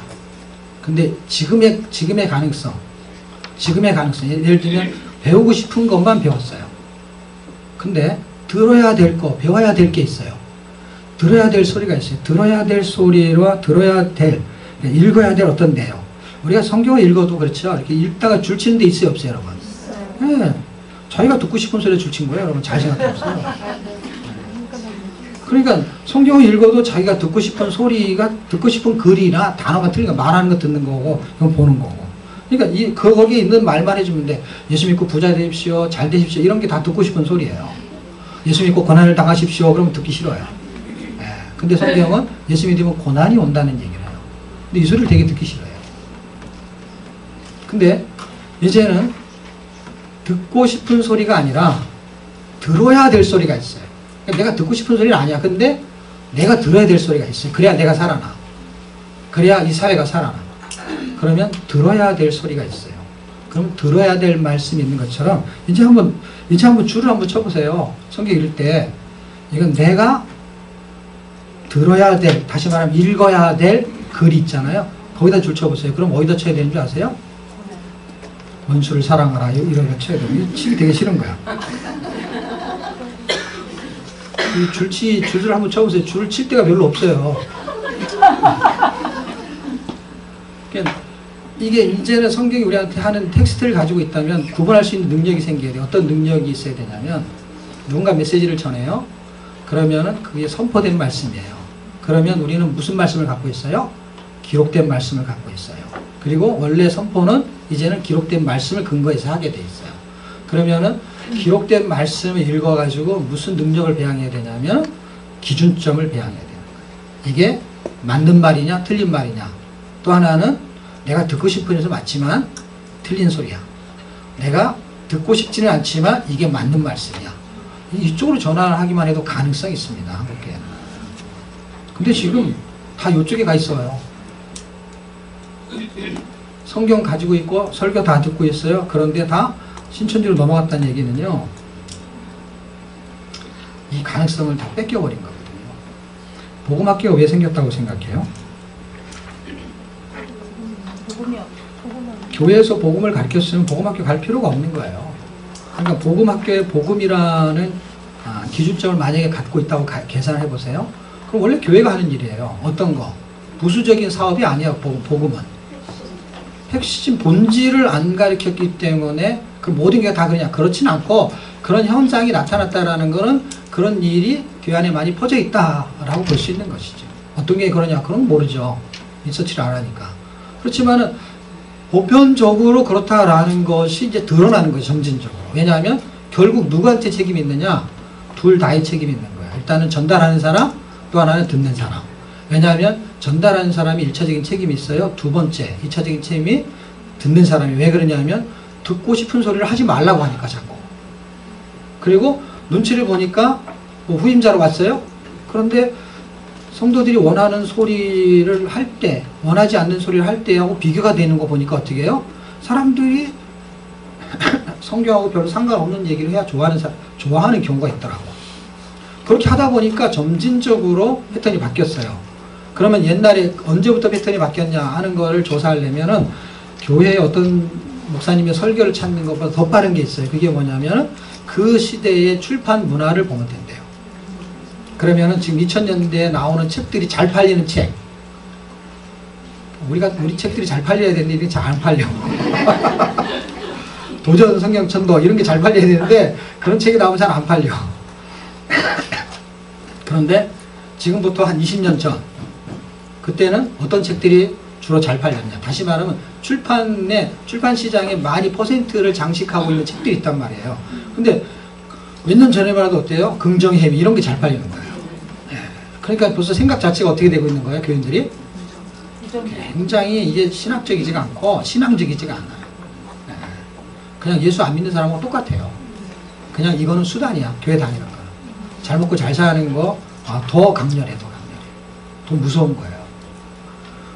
그리고 그 전으로 돌아가면은요, 어떤 책들이 많냐면 복음에 관한 책들이 많았어요. 예전에. 지금은 그런 책들을 내잖아요. 내지를 않아요. 왜냐? 출판사가 내면 망하니까. 안 팔리면 망하는 거거든요. 그냥 책을 안 내요. 그러니까 그런 책들을 안 내니까 책이 어떤 사람이 써서 자기가 갖고 있을지 모르지만 일단은 그런 책이 안 팔리니까 책이 나오는 게 다 그냥 일반 신학서적 감동적인 책들이 많이 팔려요. 네, 그런 책들이. 그러다 보니까 수준이 어느 정도냐면 그냥 감성적인 거, 간증, 어떤 결과치, 그냥 병 고치고 막 이런 거, 그 다음에 어떻게 은혜를 받아서 뭐 갑자기 회사가 이렇게 살아나서 부자가 되고 그러면 그게 아주 좋은 간증이고 그런 것이 아주 최고 좋은 소재거리가 됩니다. 그냥 일반적인 복음에 대한 텍스트는 이제 귀찮은 게 재미가 없는 거예요. 별로 듣고 싶지도 않아요. 그리고 본질적으로 무슨 문제가 있냐면 우리 독자층이 본질적인 하나님을 갈망하는 부분이 많이 약화되어 있다라는 거예요. 그러면은 가능성을 제가 여기다 두고 싶은 거는 본질로 돌아가는 거의 가능성은 여러분한테 있는 거예요. 그래서 여러분이 텍스트를 읽어낼 수 있는 힘이 있어야 돼요. 텍스트를 읽어낼 수 있는 힘. 다시 말하면 텍스트를 읽어서 선포된 말씀이 이 성경에 많이 틀린지를 가늠할 수 있는 실력이 있어야 되는 거예요. 이거 다 배우면 뭐 하겠어요? 설교를 들으면 까막눈인데, 성경을 읽으면 까막눈인데. 그러면 종교개혁은 뭐예요? 종교개혁은 자국어로 성경을 번역해서 그 성경을 번역해서 면제부가 왜 틀리다는 걸 발견하게 만들겠다. 그럼 이 작업을 안 하고 중간에 리더가 생길 수도 없어요. 왜냐면 지지 세력이 있어야 되는 거예요. 지금 야당 여당에서도 어찌할 줄을 모르는 게 뭐냐면 이 지지 기반이 흔들리기 때문에 그러는 거예요. 지금 어떤 카드를 꺼내냐에 따라서 저쪽에서 그 다음에 국회의원은 안 되는 거죠. 정치를 할 수가 없는 거예요. 요번에 선택을 잘못하면 그냥 국회의원 잘려버리는 거예요. 그냥 한 방에. 그러니까 여기서 이 큰 거를 대항하려면은 지지 기반이 있어야 되는데 지지 기반이 그게 다 국민들이란 말이에요. 성도들이란 말이에요. 근데 성도들이 여기 까막눈이야. 까막눈인데 어떻게? 누군가의 말인지 확인이 안 돼. 예레미야 아무리 말해도 하나냐 세력이 더 커. 그러니까 이 편을 다 드는 거예요. 다수결의 원칙같이. 그런데 그런 상황에서 종교개혁은 어떤 거였냐면 성경을 읽혀가지고 옳고 그름을 분별하게 만드는 게 종교개혁이었어요. 종교개혁은 성경 읽기였던 거예요, 여러분. 500년 전에 종교개혁이 성경 읽히는 거였단 말이에요. 그럼 성경 읽히는 게 아니면은 이렇게 하면 돼요. 어떤 거냐? 면제부가 잘못된 걸 가리키면 되고 이쪽에서 수정하게 만들면 돼요. 그래서 이쪽에서 감사하게도 잘 이렇게 합의를 해가지고 이제 면제부는 잘못된 거야. 연옥성도 잘못된 거야. 이렇게 하면 돼요. 자, 근데 그 다음에 해결이 안 돼요. 그 다음에 제2의 면제부, 제2의 그 연옥설과 같은 엉뚱한 이야기를 해도 또 누군가 발견해서 이거를 잘못됐습니다 하기 전에는 계속 까막눈들은 어떻게 해요? 이대로 따라가는 거예요. 그리고 이 면제부도 결국에는 독자층에서 생긴 거예요. 그냥 예를 들면 이쪽은 생겨가지고 무슨 건축물을 사용하거나 십자군 전쟁에 필요한 대로 돈을 썼어요. 그런데 독자층은 어떤 거냐? 듣는 청중은 어떠냐면 그것이 내 돈을 가져가지만은 어떤 거하고 맞물렸냐면은 그 성경에 있는 텍스트를 갖고 있지 않았기 때문에 자기의 주관적인 걸로 그걸 선호했던 거예요. 왜 그러냐면 세상에서 사는 동안에 기회가 큰 게 2개 있어요. 그게 하나가 뭐냐면은 예수 믿을 기회예요. 그 다음에 두 번째는 예수로 살 기회예요. 지금 여러분이 예수를 믿었다는 걸 가정해서 제가 주로 다룬 이야기가 2번째 기회를 설명하는 거예요. 그러니까 이런 내용들을 설명하면서 이 이야기를 하는 거예요. 나는 죽고 예수로 사는 거. 결국 예수로 살다 죽을 수 있는 기회는 예수 믿고 나서 2번째 기회 이거 한 번밖에 없어요. 죽고 나면은 그렇게 살아볼 기회가 없는 거야. 그 다음에 죽기 전에는 죽고 나서 예수를 믿는 경우가 없어요. 그런데 죽었어요. 중세시대 때 자기 딸이. 근데 예수를 안 믿고 죽은 것 같아. 그러면은 성경이 그때나 지금이나 천국 아니면 지옥이었어요. 그러면 세상에 사는 기회가 한 번밖에 없는데 이거를 중간에 뭐가 하나 있다는 거야. 그게 연옥이라고 하는 거예요. 그래서 모든 사람이 죽으면 다 천국으로 가고 다 지옥으로 가고 이런 게 아니라 거기서 한번 무슨 재판의 기회가 있는 것처럼 걸쳐 있다는 거예요. 그런데 면죄부를 파는 사람이 돈괴짝을 들고 다니면서 돈괴짝에다 돈을 넣으면 밑에 딱 떨어지면 땡그랑 소리가 나잖아요. 동전 소리가. 그럼 거기다 써붙였어요. 이 동전이 이 괴짝에 떨어져 땡그랑 소리가 나면은 연옥에서 싹 빠져나온대요. 이걸 믿었단 말이에요. 지금 제가 한 얘기가 웃기죠? 우리는 더 웃기지 않아요, 여러분? 우리 신앙생활 하는 게 이렇게 하고 있는 거라는 거를 전혀 인식을 못 한단 말이에요. 내가 땡그랑 하면은 복 받는 거. 내가 교회 다니면서 성경 몇 장 읽으면 어떻게 되고, 11조를 내면 부자가 되고, 땡그랑, 이게 땡그랑이에요. 11조가 땡그랑. 내가 1년 동안 교사를 봉사하면은 어떻게 되고가 교사 땡그랑, 11조 땡그랑, 이거예요. 근데 그렇게 생각하는 사람이 별로 없어요. 자기가 땡그랑인데 동그랑 땡인 줄 알아. 아, 땡그랑이야. 지금 우리가 그 상태인지를 인식을 못해요. 까막눈은 절대 인식을 못해요. 우리 상태가 되게 좋은 것 같은데 거의 땡그랑이에요. 아니면 좀 동그랗습니다. 네. 그러니까 그렇게 하는데 사람들이 돈을 내는 거예요. 왜 내겠어요? 생각해보세요. 내 자식이 내가 좀 벌어서 이거 수고해가지고 그가 영원한 천국으로 간다면 여기서 안 할 사람이 있어요, 없어요? 아무도 없죠. 다 해야죠. 그러니까 이게 맞아 떨어진 거예요. 뭐하고? 내 개인적인 욕심하고 이쪽에서 그 돈을 걷어들여 가지고 자기가 착복해서 돈을 쓰는데 이거 얼마나 좋은 기부예요, 이게. 네? 이게 기부 형태가 이게 면제부한테 이게 그 기부금을 내는 거거든요. 그러면 면제권을 주는 거예요. 그걸 면제부라고 하는 거예요. 죄를 면해주겠다 해서 세상 말로 지옥 갈 사람이 천국 간다 이 말이 되는 거예요. 그래서 95개 조항의 첫 번째 나오는 게 회개라는 단어로 출발해요. 1조가. 제가 이번에 규장의 책을 써서 1월에 나오는데 이걸 썼는데 이걸 다 빼버렸어요. 너무 길다 그래가지고. 그래가지고 그냥 요만큼만 나와요. 지금 제가 설명한 거는 책에 다 있는 게 아니라 그냥 일부분만 있는데 이제 그 종교개혁을 제가 쓴 거예요. 종교개혁. 그런데 지금 종교개 다시 일어나야 된다는 거예요. 어떤 종교 까막눈이 다시 회복을 해야 되는 거예요. 그래서 지금 이 정도에 우리가 이렇게 타협하고 있는 거예요. 이렇게 말하는 거와 듣는 게 맞아 떨어지는 거예요. 에레미야 같은 사람이 없어요, 지금 별로. 그렇게 말하면은 사람들이 별로 좋아를 안 하는 거죠. 그런데 텍스트를 갖고 있다라는 것이 소망이 있다는 게 제 말은. 어떤 목회자한테 소망이 있는 게 아니라 텍스트를 갖고 있는 성도에게 소망이 있는 거예요. 이거를 정확하게 읽어내야 되는 거예요. 이게 소재가 무슨 이런 거 몰라도 돼요. 왜냐하면 그렇게 쓴 하나님의 마음을 읽어내면은 이건 다 해석이 돼요, 성경은요.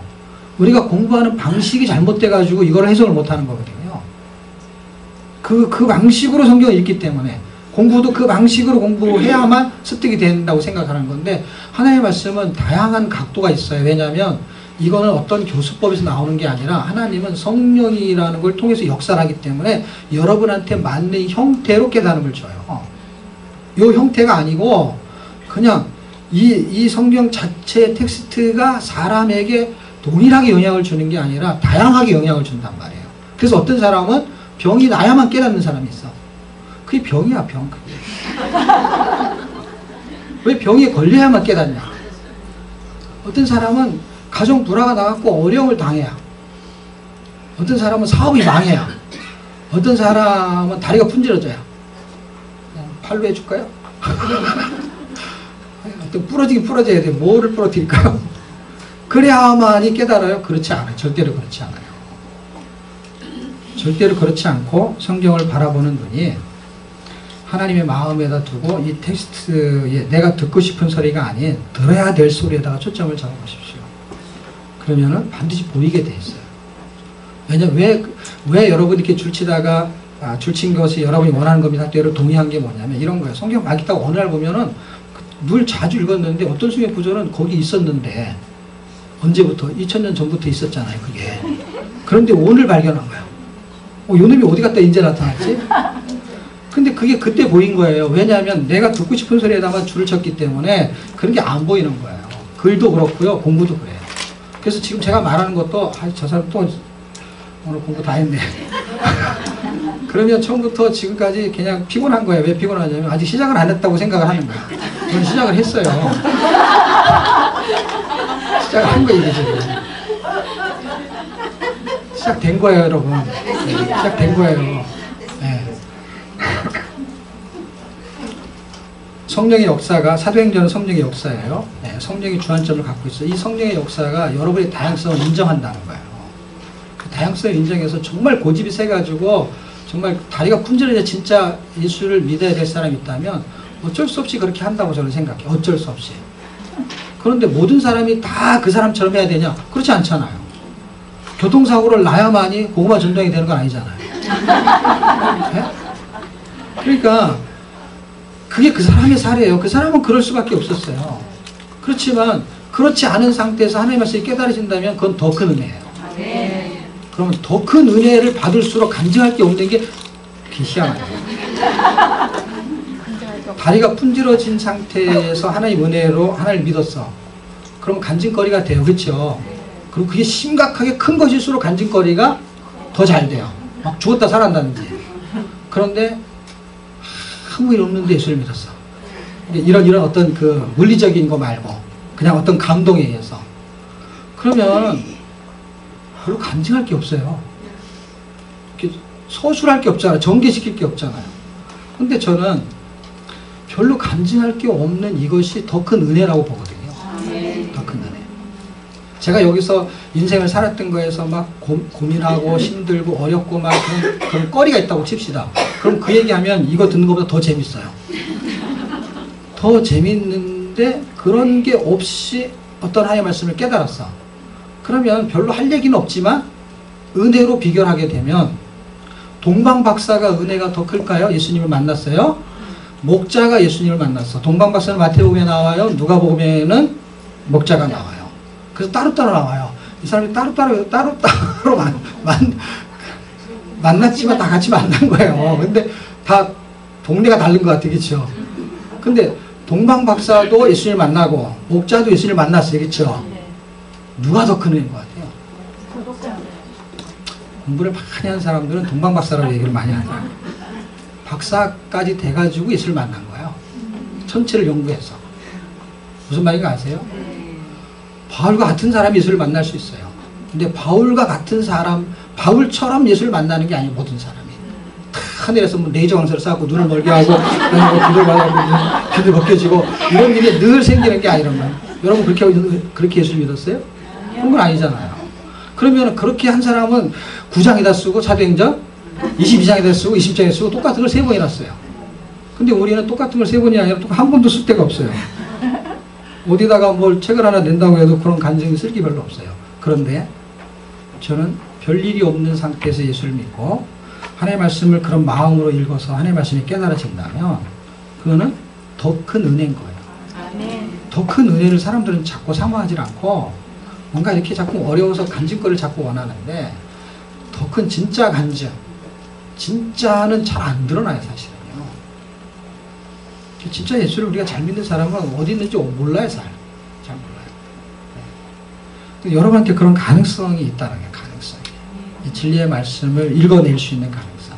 그래서 첫 번째 종교개혁은 결국 성경을 읽히는 거였어요. 그래서 중세사회에는 성경을 못 읽게 만들었던 거예요. 근데 지금 문제는 성경을 읽으라는 거예요. 근데 성경을 못 읽어요. 성경 읽기를 점점 실패하는 이유 중에 하나가 뭐냐면요. 성경을 읽는 사람이나 성경 통독을 하는 사람에서 점점 변질되는 것 중에 하나가 뭐냐면 성경 읽기로 시작을 해요. 그리고 사람들이 읽으려고 해갖고 많이 모여요. 그래갖고 점점 잘 돼. 책도 많이 팔리고 이름도 있어요.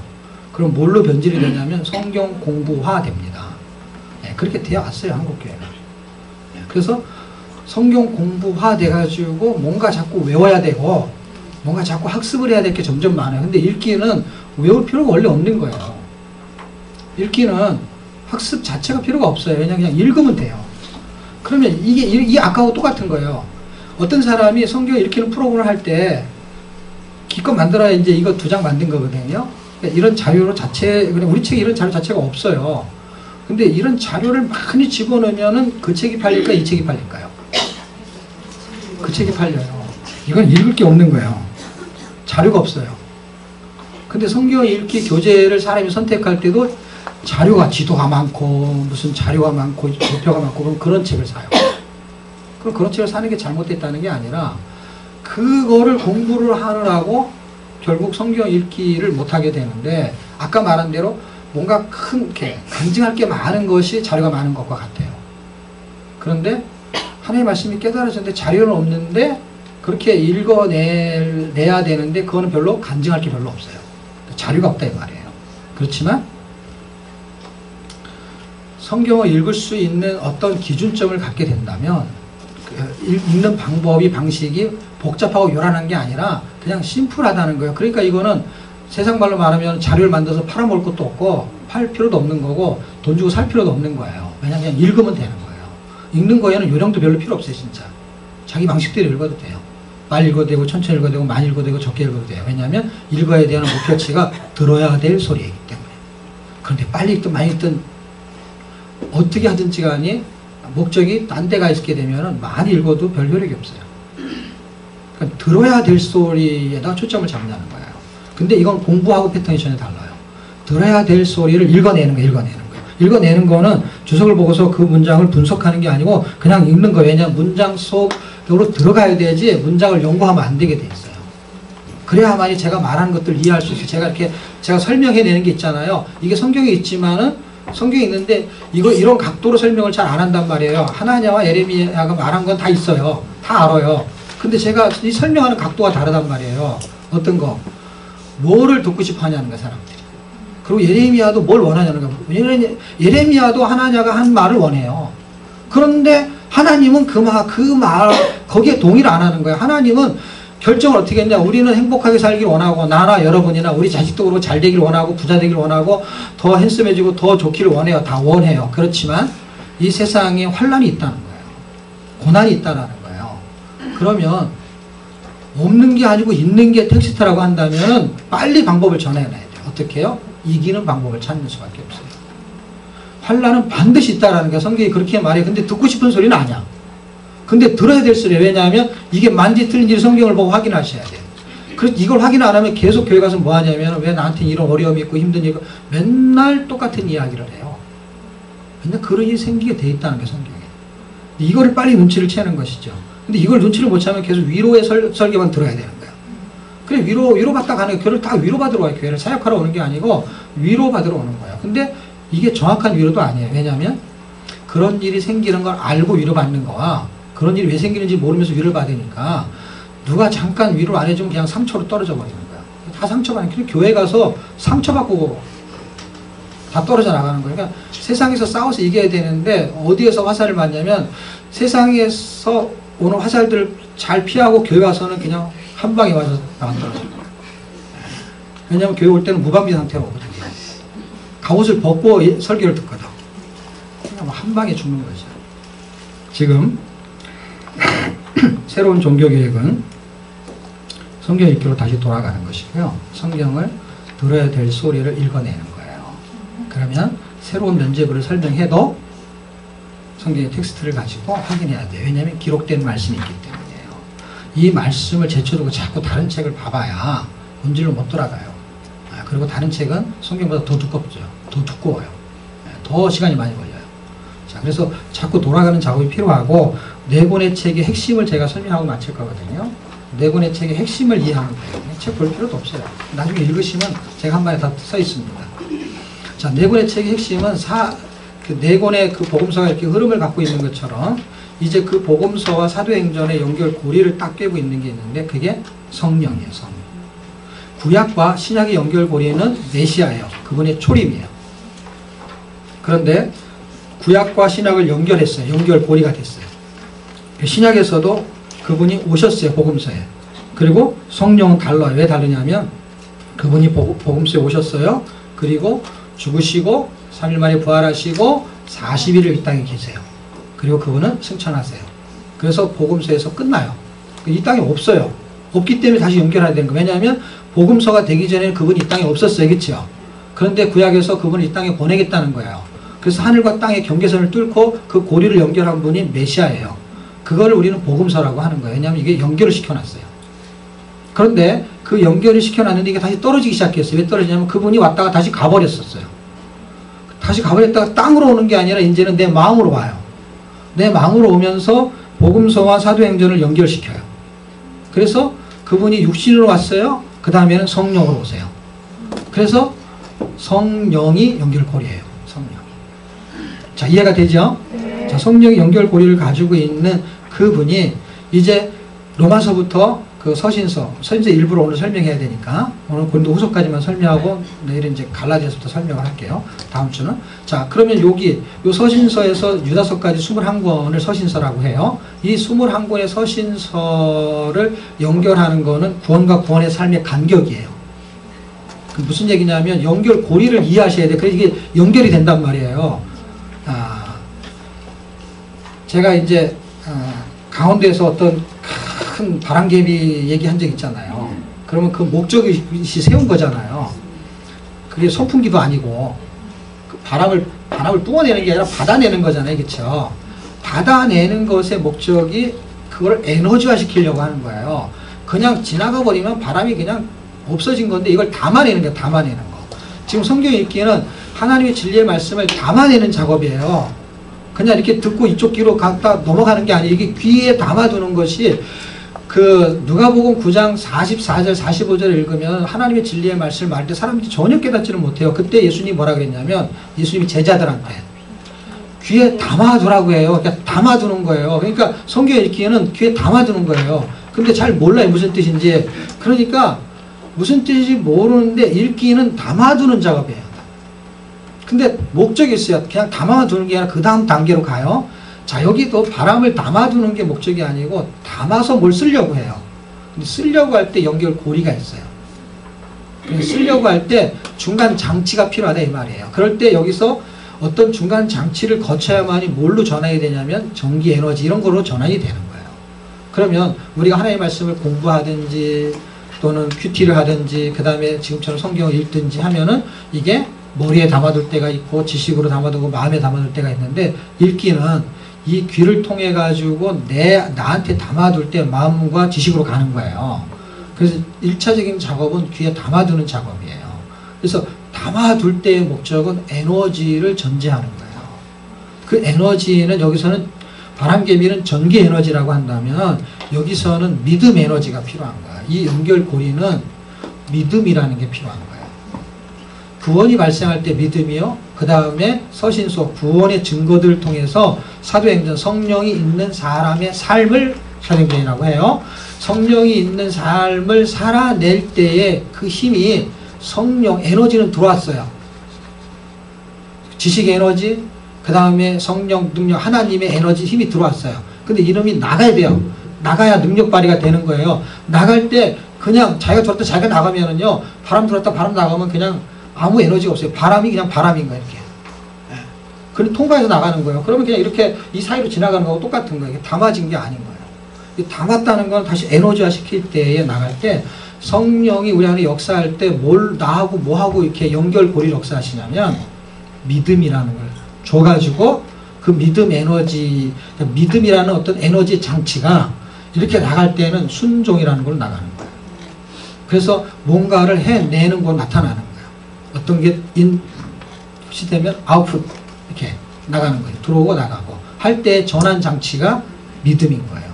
그 믿음을 확정하고 증거하는 내용이 다 서신서에 들어있어요. 전부 다.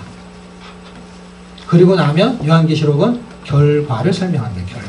이런 결과가 있다라는 거예요. 그때 이 네 권의 책이 어떤 연결고리를 갖고 있는지만 설명하고 마칠게요. 사도행전은 1장에서 28장까지 되는 건 다 아시죠? 자, 그랬을 때 우리가 보통 내용 설명하고 내용 강의를 할 때 딱 나눌 때 둘로 나눠요, 보통. 그래서 1장에서 12장까지는 유대인을 중심으로 사역한 누구의 사역? 베드로의 사역. 13장부터 28장까지는 이방인을 중심으로 한 바울의 사역. 이렇게 공부를 합니다. 자, 이런 구조를 갖고 있는 건 좋아요. 그런데 이거는 두 구조로 나눌 필요도 없이 이런 구조는 여전히 하나의 원리로 관통이 되게 돼 있어요. 그게 성령입니다. 성령. 성령이 지나가요. 그때 지역이 쓰임받는 거는 지역이 그 당시 지역이 쓰임받는 거지 실제 사도행전 1장을 읽어보면 지역은 전 세계를 말해요.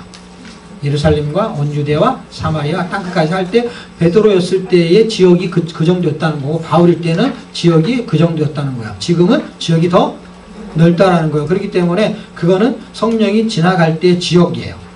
그럴 때 그 당시에 인물들이 있잖아요. 그때 베드로, 그때 바울, 지금은 우리들인 거예요.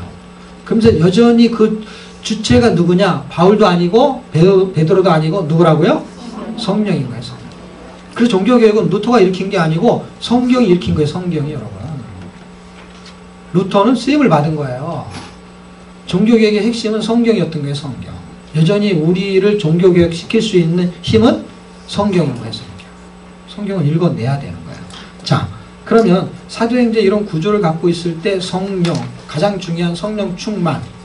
성령 충만이라는 단어를 잘 이해하셔야 돼요. 우리가 이제 성령 충만을 설명할 때 이렇게 물로 따르잖아요. 그래서 이게 꽉 차가지고 꽉 차다는 건 뭐냐면 여기에 한계, 요만큼 한계가 있잖아요. 이 컵의 크기를 넘치게 됐을 때 충만이라는 단어를 써요. 그러니까 이런 단어는 이제 우리가 영어로 설명할 때는 좀 식사 좀 더 하세요. 그럼 외국 사람이 I'm full 그러잖아요. 그러면 꽉 찼다라는 뜻이에요. full이라는 단어를 그냥 쓰면 I'm full 그러면 돼요. 그러면 배부르다는 거예요. 다 찼다는 거야. I'm full을 강하게 하면 여기까지 찼다는 거예요. 여기까지. 왜냐하면 여기까지 차는 거를 full이라고 여기까지 차는 거를. 요만큼 차면 full이 아니에요. full이라는 얘기는 이게 꽉 찬 걸 말해요. 그런데 꽉 찬 상태 충만이면은 흘러 넘친다는 표현이 되는 거예요. 예. 그런데 그 뜻이 정확하지 않다라는 설명을 하고 싶은 거예요. 이게 잘못된 설명이에요. 그러니까 단어 설명은 맞는데 성령은 그런 물리적인 질량의 법칙에서 설명이 가능하지 않다 이 말이에요. 단어는 물리적으로 설명이 가능한데 성령은 물리적으로 설명하면 틀려버려요. 그래서 성령 충만을 그렇게 설명하면 틀리게 됩니다. 그거는 성경을 안 읽어서 그래요. 신학적으로 어떻게 말하냐 그런 얘기 할 필요 없어요. 그냥 성경에 써 있어요. 누구나 알 수 있는 거예요. 근데 이걸 공부를 했기 때문에 틀리는 거예요. 공부를 했기 때문에. 사도행전 2장만 읽으면은 질량의 법칙이 아닌 거예요. 물리적인 법칙이 아닌 거예요. 그래서 그러면 우리가 여러분 성령 충만하십니까? 지금 스트레스 받고 지금 충만 안 하고 성령 안 충만하는 스트레스가 충만합니다. 그럼 지금 충만하지 않아. 그럼 우리가 지금 요만큼이 충만하려고 그러면은 요 컵이 충만하려면 여기만 채우면 돼요. 그다음에 더 큰 컵은 그 이상을 채워야 되는 거야. 그게 질량의 법칙이에요. 그럼 우리는 얼마나 부피가 크기 때문에 충만이 안 될까요? 무슨 말인지 모르겠어요. 얼마나 이걸 성령을 담아내기에는 내가 너무 커. 그래갖고 한 번도 성령 충만이 돼본 적이 없어. 성령이 좀 차긴 했어도 50%, 60%, 70%고 내가 너무너무 크기 때문에. 그렇기 때문에 성령 충만이라는 거는 질량의 법칙 설명이 불가한 거야. 이게 틀린 거야. 잘못된 거야. 완전히 잘못된 거야. 제가 성경을 읽지 않고 공부할 때는 이게 맞는 줄 알았어요. 근데 성경을 읽어보니까 그냥 읽으니까 주석을 볼 필요, 주석이 나오지도 않죠. 성경 읽어보니까 그런 뜻이 아닌 거예요. 그래서 성령 충만은 질량의 법칙이 아닌 그거는 지배의 법칙, 압도의 법칙인 거예요. 충만하다라는 것은 그거에 의해서를 말해야 돼요. 그래서 그거를 정확하게 성경이 사도행전에 어떻게 설명하냐면은 술에 취한 걸로 설명하는 거예요. 그래서 새술에 취했다가 성령 충만이에요. 근데 새술이라고 했던 거는 술에 취한 거와 동일하기 때문에 그래서 술에 취하면 방언을 하잖아요, 주로. 그래서 방언이 나온 거예요. 네, 술에 취하면. 그런데 술에 취한 것 같은데 술은 안 먹었어요. 그러니까 새술이라는 단어는 지금 무슨 술 같은 거를 먹지 않으면 저렇게 이상할 리가 없다라는 거예요. 자, 그럼 방언의 형태를 취했던 것도 하나의 술의 비유를 낼 때도 아주 비슷해요. 술 먹을 때 횡설수설 하는 그런 거 있잖아요. 못 알아듣는 거. 그거를 아마 그렇게 표현했던 것 같아요. 어쨌든 새술에 취한 것을 술로 비유하면은 성령 충만을 해석하기가 진짜 좋게 썼어요. 그러니까 일상에서 성경이 해석이 된다 이 말이에요. 자, 술에 취하게 되면 어떤 현상이 벌어지냐면은 취하기 전까지는 내가 나를 컨트롤해. 컨트롤의 의미가 있는 거야. 내가 나를 컨트롤해. 내 지식이라든지 내 생각이라든지 나의 정신이 내가 판단을 해요. 그러니까 내 지식이 옳다고 하는 그 기준으로 선을 긋는 거예요. 근데 이 지식이 있는데 술을 먹으면 이 판단력이 흐려져요. 그러니까 내 지식에 의해서 판단하지 않게 되는 거예요. 이게 뭘로 이해하게 되냐면 술에 이해하게 돼요. 술. 그 사람들은 처음에 사람이 술을 먹고 그 다음에는 술이 사람을 먹고 세 번째는 술이 술을 먹는데요. 그리고 술이 굉장한 존재예요. 술술 넘어가요. 네, 술이 마술이. 자, 그 술이 의인화된다는 거예요. 놀라운 것은요. 그래서 사람이 술을 먹지 어떻게 술이 사람을 먹어? 그건 아니지만은 비유적인 걸로 사람들이 다 인식을 해요. 그만큼 술에 지배를 당했다 이 말이 되는 거예요. 취한다. 그러면 성령에 취했다라는 거는 성령이 지배를 당하는 거예요. 다른 말로 말하면 텍스트의 지배를 당하는 거예요. 뭐예요? 기준은 항상 텍스트에 성령도 말씀에 의해서 역사하세요. 그러니까 말씀에 취했다 이 말도 되는 거예요. 그러니까 말씀에 압도당했다는 거예요. 내 의지와 뜻이 있지만은 그게 나를 취하게 해서 수리한 것처럼 내가 거기에다가 힘을 실어주는 거예요. 그리고 그게 압도당해가지고 내가 그거에 끌려가는 거예요. 그래서 그게 술술 나오는 거예요. 술술 진짜로. 술술술 나오듯이. 막 이렇게 외운 것도 아니에요. 그거는. 성령이 생각나게 하시지. 자, 그런 현상이 나타나는 게 술에 취한 거고 말씀에 취한 거야. 취했다라는 거는 말씀이 어떻게 취하진 않죠. 근데 말씀에는 효력이 있어요. 술에는 효력이 있어요. 물에도 효력이 있어요. 물은 취하는 효력을 갖지 않아요. 그러나 갈증을 해소하는 효력이 있어요. 소금 물은 그런 효력이 없어요. 같은 물이라도. 그런데 그 소금이 이렇기 때문에. 자, 그러면은 술은 무슨 효력이 있느냐? 얼마큼의 양 차이는 있지만 효력 자체는 취하게 하는 효력이 있어요. 그러면 내가 중심이에요. 그런데 술이 있고 물이 있어요. 말씀이 있어요. 주체가 뭘로 바뀌냐면 나한테 내가 주체가 돼서 먹잖아요. 밥도 먹고 술도 먹고 말씀도 먹고. 그런데 내가 주체가 되는데 주체가 바뀌면은 그게 지배를 당하는 거예요. 이해가 됐어요? 굉장히 쉽지 어렵지 않죠. 그러니까 내가 주체가 됐었는데 술을 많이 먹으면 그때 주체할 수가 없어. 그래가지고 주체바가지가 되는 거잖아요. 그러니까 내가 처음에는 주인이야. 내 마음대로 할 수 있어요. 근데 내 마음대로 안 되는 상황으로 바뀌는 거예요.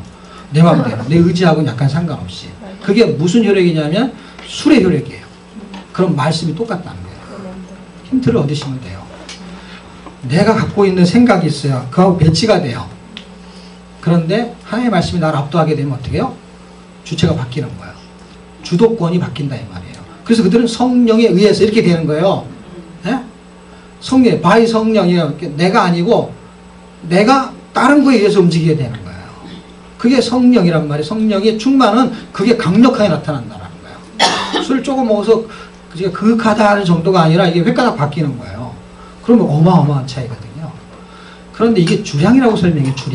주량이라는 건 뭐냐면 한 잔을 먹어서 취하는 사람이 있고 그 다음에 한 병을 먹어야 취하는 사람이 있어요. 어떤 사람은 더 많을 수도 있고 어떤 사람은 더 조금 먹어도 취할 수 있는 사람도 있어요. 이런 걸 주량이라고 해요. 그러니까 그건 얼마큼의 양은 개인적인 거예요. 그렇지만 말씀도 비슷합니다. 어떤 사람은 아무리 읽어도 안 취하는 사람이 있어요. 그런 거를 우리는 이렇게 술을 많이 먹어도 이런 걸 어떻게 보냐 좋게 표현하면 술이 세다고 말해요. 얼마나 세면은요 설교를 들어도 성경 공부를 해도 교회를 10년을 다녀도 20년을 다녀도 한 번도 취해본 적이 없어. 말씀에 압도당한 적이 없어. 그러면 그걸 세다라고 말합니다. 야, 전 되게 세다. 네. 여러분 셉니까? 마비 된 거. 그런 거는 천고마비라 그래요. 하늘에 네? 고집을 부리면 마비가 온대요. 한글로 해석이 다 돼. 한글로 해석이 안 되는 게 없어. 그러니까 이 하나님의 말씀에 취하지 않는 게 내 고집이 세서 그렇죠. 마비가 되네 진짜. 자, 어쨌든 하나님의 말씀이 나에게 양은 적게 먹었는데도 어떤 삶을 변화시킬 수 있는 게 있다면 사실은 술로 말하면 주량이 세다 이렇게 말할 수 있을지 몰라요. 그렇지만 아무리 강한 사람이라도 계속 먹으면 술에 취하게 되잖아요.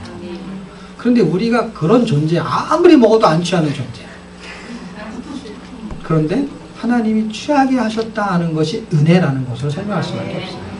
은혜, 우리는 그런 존재인데, 예? 그런데 어느 날 정말 주량이 약해지는 것처럼 그렇게 해서 예수를 믿었는데 성경을 읽으면 눈물이 나고, 예? 그 성경을 읽으면 은혜가 되고 하는 거는 내가 주량이 점점점 약해진 것처럼 은혜가 강해진 거죠. 은혜가 강해져서 하나님의 말씀이 다 은혜로 들리는 거예요. 은혜로. 그거는 뭘로 설명할 수 있냐면 그냥 전부 다 하나님의 은혜죠. 내가 셌을 때나 약해졌을 때나 다 하나님의 은혜야. 나같이 센 사람이 없었는데 내가 예수님 믿었네?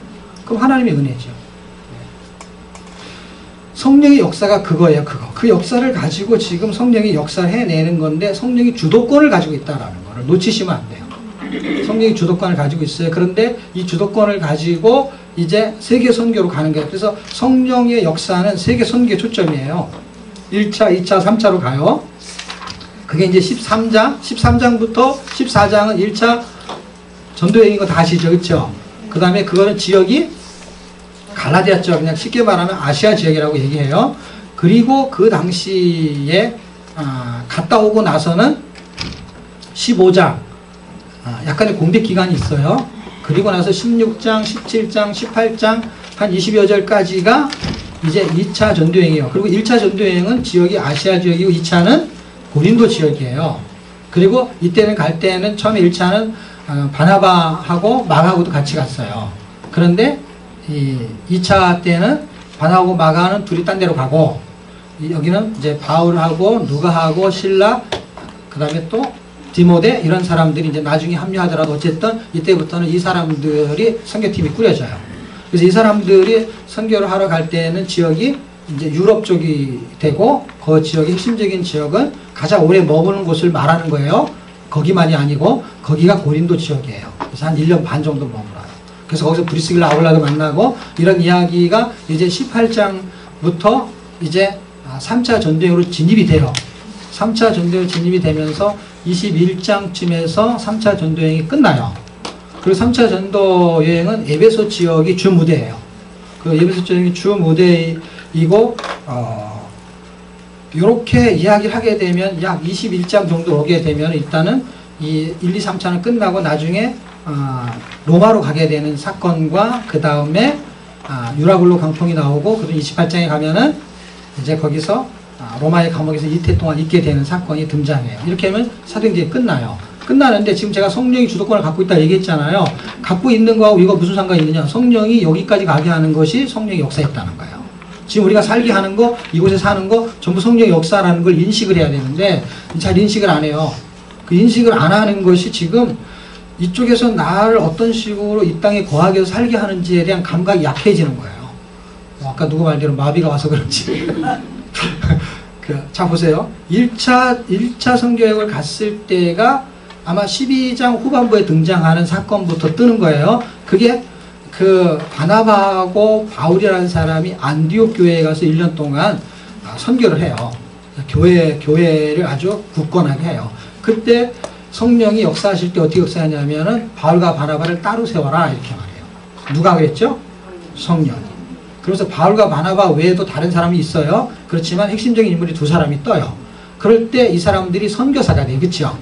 자, 선교사는 누가 세우냐면 성령이 세운다는 거예요. 지금 주체가 누가 되는지 설명하는 거예요. 처음에는 사람이 성경을 읽어요. 처음에는 사람이 술을 먹어요. 근데 주체가 바뀐다고 했죠. 제가 처음에 성경을 읽었어요. 왜냐하면 사람이 읽는 거니까 내가 읽는 것이지. 내가 읽는 건데 내가 술을 먹는 거잖아요. 근데 술이 사람을 먹는다는 그 분기점이 취할 때예요. 근데 제가 성경을 읽으면서 그 분기점을 발견한 거예요. 그러면서 정확하게 술이 사람을 먹고 사람이 술을 먹고 술이 사람을 먹는다는 분기점을 제가 깨달게 됐어요. 술을 안 먹어도 이해가 가능해요. 왜냐하면 이 어디 선에서 이게 갈라지는 걸 알게 됐어요. 성경을 막 하루는 읽는데 어느 날 계속 내가 읽는 거예요. 내가 좋아하는 말, 싫어하는 말, 성경 이렇게 말하고 저렇게 말하고 이런 걸 분석하면서 막 읽다가 어느 날 계속 읽는데 어느 날 성경이 나를 읽고 있는 걸 발견했어요. 그러면 사람들이 이렇게 말할 수 있어요. 성경을 의인화시켜갖고 성경이 사람이 읽냐? 사람이 성경 읽는 거지. 그럼 난 이해가 안 된다. 그럼 이건 이해가 됩니까? 사람이 술을 먹지 술이 사람이 먹습니까? 할 때 술이 사람 먹는다는 거는 교회를 안 다니는 사람이라도 그 다음에 술을 안 먹는 사람도 이 말은 전부 다 동일하더라고요. 이거를 틀리다고 하는 사람이 한 명도 없어요. 자매도 그렇고. 이건 애들도 알아, 애들도. 그걸 어떻게 이걸 누가 가르쳤나 몰라. 학교에서 이걸 가르치나요? 근데 거의 다 가보면 다 알아. 처음에는 사람이 술을 먹고 그 다음에는 술이 사람을 먹는다는 거를 술이 어떻게 사람을 입이 안 달렸는데. 근데 그걸 다 동의해요. 그런데 이거는 동의 안 해. 사람이 성경 읽는 거지 성경이 어떻게 사람을 먹냐고. 그럼 어떻게 성경이 사람을 먹어. 그게 분기점이 되는 거예요. 어느 날 진짜로 그런 현상이 나타나는 게 현상이. 그래서 그게 현상이 나타나는 게 술에 취한 거잖아요. 이게 말씀에 취하는 현상이 나타나는 거예요. 말씀이 나한테 말을 걸기 시작해요. 말씀이 나한테 깨달음을 줘요. 말씀이 나한테 해석을 해줘. 그리고 말씀이 나한테 악수를 해. 지금 이렇게 실제 한 게 아니에요. 여기서 손이 나와가지고 이렇게 그런 게 아니고 그런 느낌을 받는 거예요. 그런 현상. 계속 술을 먹는 거에 어떤 현상이 나타날 때 술에 먹혔어 이런 말을 하는 거잖아요. 그러니까 사람이 말씀에 먹히는 것이 읽히는 거예요. 이제 큰일 났네. 다 먹혀서. 말씀에 먹히는 그 느낌이 오면은 이게 술에 취해가지고 이렇게 된 거하고 아주 비슷한 분기점이에요. 그래서 말씀이 압도를 당해요. 그래서 말씀이 뭔가의 깨달음을 주고요. 그것이 저는 운배하고 연결 고리를 가지면은 이거는 집통 계시가 아닌 말씀 계신 거예요. 어떤 연결 고리가 연결이 되면. 근데 읽고 자기 혼자서 이렇게 해석을 해내잖아요. 그러면 그거는 이상한 사람이 나오는 거예요. 그래서 치과가 만들어진 거고 그렇게 되는 거예요. 그래서 이 초점을 잘 잡아야 돼요. 성령이 주권을 가지고 있고 그 주권이 1차 전도회 때는 가장 핵심적으로 선교사는 누가 세운다? 교회가 세우는 것도 아니고 자기가 자원하는 것도 아니에요. 물론 그거를 통해서 역사하시는 성령이 주도권을 갖고 있다 이 말이죠. 자, 두 번째 선교지가 바뀌어요. 그렇죠? 처음에 갔던 곳을 다시 가려고 해요. 그렇죠? 그런데 이상하게 못 가게 누가 못 가게 해요? 성령이. 어떻게 하셨어요? 성경에 써 있잖아요. 이 써 있는 기준을 갖고 있으면 지금 저하고 여러분하고 진도를 제가 되게 빨리 나갈 수가 있어요. 그거는 읽기만 해도 가능해요. 그리고 어느 날 읽으면 저한테 설명을 들을 필요도 없어요. 왜냐하면 성경이 저보다 설명을 더 잘해요.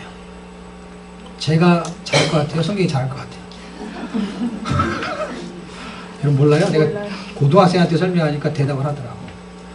고등학교에 신학생들 가르치고 있을 때 이 전도사가 자기가 대선지서를 듣고 싶어가지고 수련회를 하는데 대선지서를 읽고 강의를 해달라는 거예요. 야, 얘들이 너무 어렵지 않냐. 그때 알고 봤더니 그 동아생들이 다 와 있어. 그 뒤에는 다 신학생이야. 그래 니네가 듣고 싶은 거 아니냐. 가만히 있더라고. 근데 이사야서를 읽고 입에속으로 읽고 걔네들 처음 읽는 거야 또. 읽고 그거를 설명하는 거예요. 그 애들이 이사야 끝나면은 그 다음 이게 다 어려운 책들이에요. 에스겔 이런 거, 욥기 막 이런 거. 근데 이렇게 애들이 앉아 있는데 애들은 원해서 앉아 있는 게 아니라 수련회니까 그냥 해야 되는 거예요. 그러니까 애들이 너무 불쌍해 보이는 거예요. 그래서 제가 이제 시작하기 전에 이게 용기를 줘야 되니까. 자, 이제 읽어야 되는, 읽는 것 자체가 지루한 거거든요. 읽고 나서 설명하는 거예요. 설명하기 전에, 읽기 전에 아이들의 표정이 이사야서를 읽네 다 이사가고 싶어 하는 표정이에요. 그래가지고 마음이 다 이사가고 싶어 하는 것 같아요. 그래서 제가 이제 설명을 잘 해줬죠. 지금 이사야서가 너희들한테 이사야서에 있는 내용이 이사야서가 설명을 더 잘할 것 같냐? 아니면 내가 잘할 것 같냐? 그랬더니 애들이요. 어디서 짜고 이런 질문을 처음 하는 거거든요.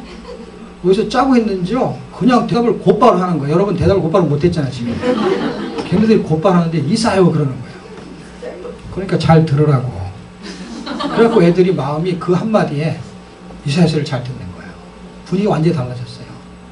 그러니까 이사야서가 훨씬 더 잘 설명을 해주고 있는데 자꾸 사람들은 자기가 듣고 싶은 방식으로 듣겠다는 거예요. 자기가 원하는 방식으로 PPT 만들어주고 원하는 방식으로 해달라는 거예요. 근데 그렇게 그런 게 없어도 가능하다는 거예요. 성경의 방식은요 가장 적절하고 가장 용이한 방법을 사용해갖고 성경을 기록한 거예요. 그 당시에 가장 이렇게 하면은 가장 많은 사람이 알아듣는 거. 가장 많은 사람들이 이걸 깨달을 수 있는 거. 그리고 그 주권이 성령이 있다라는 거만 인식을 시키면은 성령이 그 메시지하고 나하고 연결고리만 되면 이건 당연히 이거는 그냥 하나가 되는 거야, 하나가. 지금 이게 분리가 되어 있는 거예요. 내가 읽어도 내게 아니야, 이게 연결하는 고리를 자꾸 놓쳐서 그러거든요. 이걸 딱 깨주면은 이게 두 장이 있으면 이 두 장을 뭔가하고 연결하면 붙잖아요, 이게요. 그게 이제 구멍을 뚫어갖고 연결하는 고리가 있잖아요, 그렇죠? 그렇게 연결하는 게 이게 성령이란 말이에요. 성령이 주도권을 가지고 선교사를 세우고 선교지를 결정하는 거예요. 그랬을 때 자기는 아시아를 다시 가고 싶었어요. 그런데 성령은 유럽으로 보내고 싶었던 것이죠. 그래서 들어와서 꿈을 꾸고 환상을 보는데 그게 그 마게도냐의 환상이 나타나게 돼서 들어와서 마게도를 건너가게 되면서 그게 16장이죠. 그 16장에 루디아를 만나게 되고 그리고 그쪽에서 사역이 전개시키고 그리고 예루살렘으로 다시 돌아오게 될 때에는 3차 전도행이 시작이 되는 거예요. 3차 전도행 때는 성령이 주도권을 가지고 3차 때는 뭘 설명하는 거냐면 선교사의 사명을 설명해 주는 거예요. 자, 1차 때는 성령이 선교사를 결정해요. 2차 때는 선교지를 결정해요. 3차 때는 선교의 사명도 누가 결정해요? 성령이 하는 거예요. 그 선교의 사명이 뭔가 봤더니 순교였어요. 순교. 그러면 나 선교사 되기 싫은데요. 근데 여러분은 선교사 아닌 것 같죠? 그런데 하나님이 보내면 선교사예요. 그런데 교단이 보낸 것도 아니고 선교사 훈련 받은 것도 없어요. 그런데 하나님이 여러분을 구원시켜서 천국 백성 만들고 세상에 보냈다는 거예요. 나는 가만히 있었는데 천국 백성이 됐고, 가만히 있었는데 이 세상이 선교지가 되어버렸어요. 그래서 여러분은 남편의 직장 때문에 집을 옮긴 것 같지만 하나님은 그걸 다 계산해가지고 거기가 선교지라는 거예요. 그래서 이거를 잘 알고 있는 어떤 기독교 단체는 돈 많은만 내면 전표 선교사 이렇게 붙여줘. 원래 선교사니까. 그리고 직장에서 일하면 직장 선교사, 가정에서 있으면 가정 선교사. 그렇게 닉네임을 붙여놨어요. 누가 파송을 했어요? 어느 교단이? 교단에서 훈련을 받았어요? 그런 것도 아니잖아요. 교회가? 이런 것도 아니잖아요. 그냥 하나님이 우리를 세상에 보냈어요. 그렇죠? 우리는 무슨 선교사냐면 선교사 훈련 받은 건 별로 없어요. 그러니까 어떤 기관에서, 그리고 어떤 교단에서, 어떤 교회에서 세워진 건 없어요. 근데 성령이 주도권을 갖고 있는 상태에서 우리는 세상에 보내졌어요. 역할은 달라요. 선교사가 다 말씀을 전하는 것만 있지 않아요, 여러분. 그러니까 다양한 역할을 가지고 하기 싫은데 어떨 때는 빨래도 해야 되고 어떨 때는 밥을 해야 돼요. 왜냐? 선교사니까. 가정 선교사. 원래 선교사가 그런 일을 하는 거잖아요. 그렇죠? 외국에 가면은 자기 거 다 팔아서 가는 거잖아요. 지금 자기 자녀, 자식한테도 그 선교를 하는 거예요. 이렇게. 그 선교사로 보냈어요. 어디에? 세상에. 그러니까 우리는 무슨 선교사예요? 세상의 선교사예요. 그거를 마인센스라는 것으로 이렇게 갖고 있는 것만 없는 것이지, 묵시적으로 하나님 우리를 선교사처럼 살기를 원하는 거예요. 그래서 선교사는 순교가 사명인데 로마서 12장 1절에 예수 믿었으면 이렇게 살아라. 어떻게? 순교적인 삶. 선교사가 아닌데 순교적인 삶을 살아야 돼. 그러면 선교사라는 얘기 안 듣고 순교적인 삶을 사는 게 낫겠어요? 아니면 그냥 선교사라고 듣고 사는 게 낫겠어요? 어차피 똑같아. 결과는 선교사 아니어도 순교해야 돼. 순교적인 삶이에요. 산 제사가 그런 거예요. 살았으나 죽은 거. 뭐에 대해서? 세상이 좋아. 그런데 세상에 대해서는 죽고 하나님에 대해서는 살아야 돼. 말씀에 대해서는 살아야 돼. 그러면은 선교사 아니어도 이렇게 살아야 돼. 그럼 어떤 게 낫겠어요? 집사가 낫겠어요? 선교사가 낫겠어요? 가만히 있어도 선교사예요. 가장 큰 열매, 자식 농사예요. 자식 하나 키우는 것도요, 엄청난 선교예요. 자기의 생명을 드리잖아요.